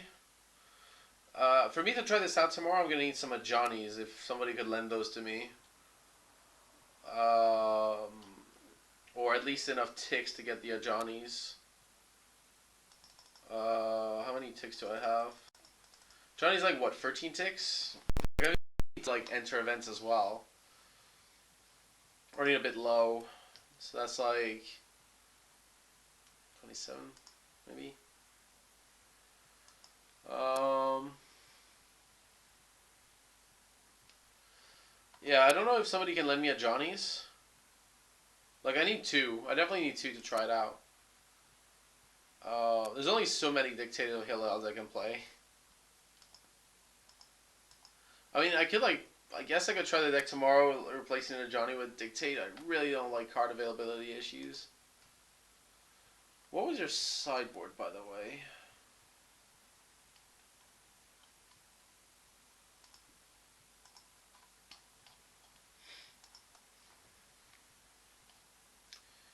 Sideboard, yeah. So Arbor Colossus. I don't agree on Fated Retribution. I'm pretty sure Fleecebane should be a 4 of.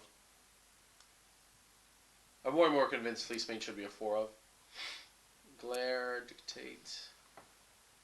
Yeah, we have two Unravels, but you have the main as well. Mistcutter. I really don't like Dissolve in this type of deck. Like, you're just trying to tap out every turn. Although you do get the mana of Courser and Cura. And Sylvan Keratin and Cura's follower. So maybe there is some merit to it. I could definitely see Pelucranos. What if we tweak this a little bit? So if we went with Pelucranos.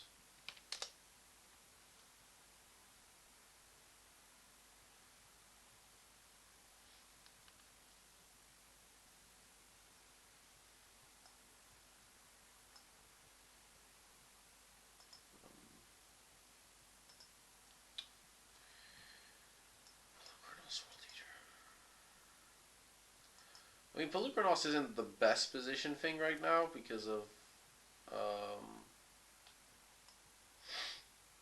how the metagame's shaping up. I could see it instead of one Kiora probably. Although I don't want to cut too many card advantage sources. Pelucranos is a threat at least.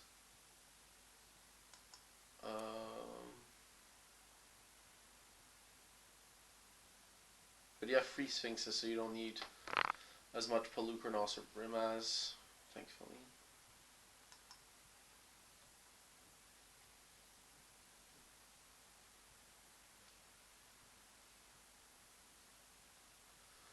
Seduction Tax is interesting. I looked at it yesterday. I just don't think you have enough creatures.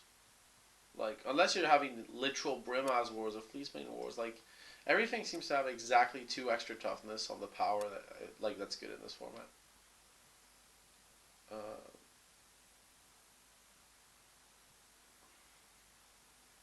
But yeah.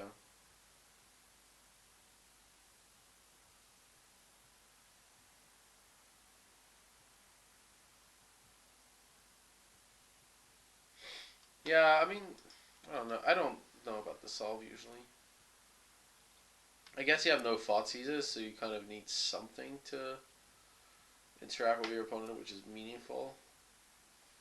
I just like frets so much more. Just don't want to beat down. Yeah, I like Savage Surge. I think Dictate is probably slightly better as a trump. Um, but that's just me. They might not be as good in this deck because they're keeping removal against Banishing Light. The bow, okay, interesting. Don't get me wrong, I don't think bow is great.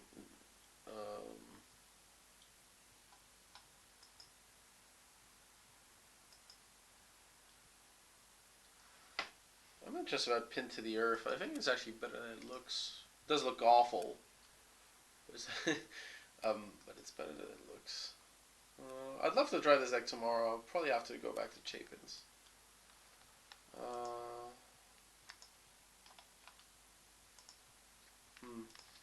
Okay, I'd like to play Band tomorrow, but I'm gonna need 2 Ajani's to do that. Like I'll happily buy the Banishing Lights. That's not a problem. So yeah, I think that's pretty much it. Somebody's waiting on me for packs, but otherwise I'm done playing for tonight. So thanks a lot for tuning in, guys. Yeah. Oh, before I sign off, so I did a video with Fabrizio about the format a while back. So I was gonna play it on this video stream until I realized that like playing bug control meant that was very unlikely to happen. Um, so what I'm gonna do is I'm gonna share in the chat the link to the video I did with him, so you guys can have a look. Arpharos.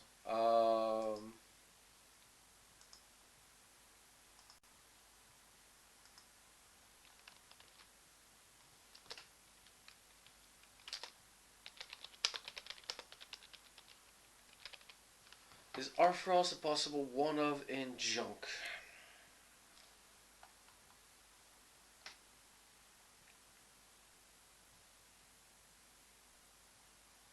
I don't think so. Uh, like cards with a Punisher mechanic tend to not be very good.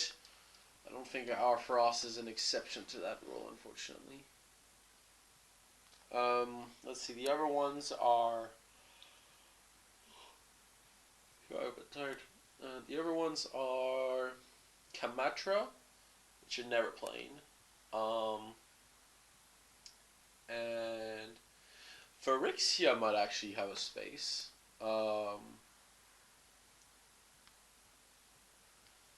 Yeah, Phyrexia, whatever she's called.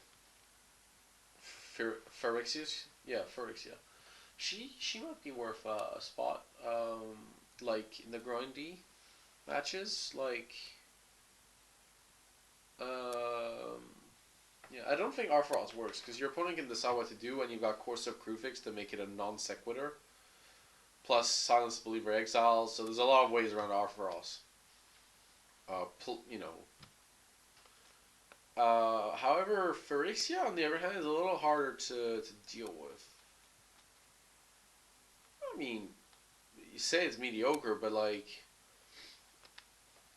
if you're maybe not in an aggro deck, if you're playing against like a mid-range deck like this, I guess with Silence of Believers being and Banishing Light being key removal, like yeah, I guess it's maybe not as good as it is. Yeah, so yeah, I really want to try this Bent deck out. Um, I don't know about Sedge Scorpion. I'm gonna try Pin to the Earth twice. I think Pin to the Earth is actually exactly what the doctor ordered. It's actually ironic. It does against Heroic make God's Willing good, but they have to name blue, so hopefully it's gonna make something fall off as well. Yeah, this deck really, yeah. I'm interested in trying Dictate of Heliod over the days to come.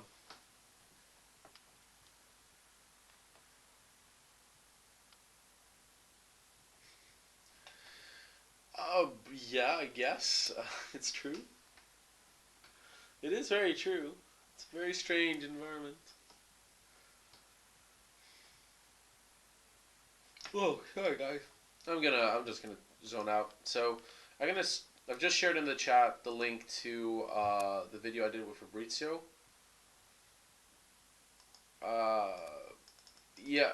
So, yeah. I mean, on the Phyrexia versus Arfrost, I'm not debating which one is better. I'm debating like which one would even want. Like, I'm pretty sure you don't want Arfrost at all.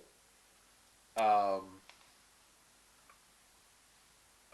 because of Silence of Believers, because um, Banishing Light is a card, because Unravel the Aether is a card main deck. It doesn't really do what you want. Phyrexia, okay, sure, in those matches she's not great, but in the matches where she matters, like where you're grinding out, she could be good. She could play a trump role in that matchup. Until you realize Elspeth is just the ultimate trump. As usual. And on that note, I am going to sleep. I want to play this deck tomorrow. I may play. If I'm not playing this deck tomorrow, I will be playing this deck, which is Chapin List, with 2 Pillar Grunoff swap for 2 Reapers, a Dictate of Heliod replacing the 1 Banishing Light, and in the sideboard, there's an extra Dictate, an extra Banishing Light for the 2 Boon Satyrs, to kind of, plus Dictate of Erebos replacing something, which I cannot recall right now. It was replacing a Gosmo, right. So there we go. See you guys later.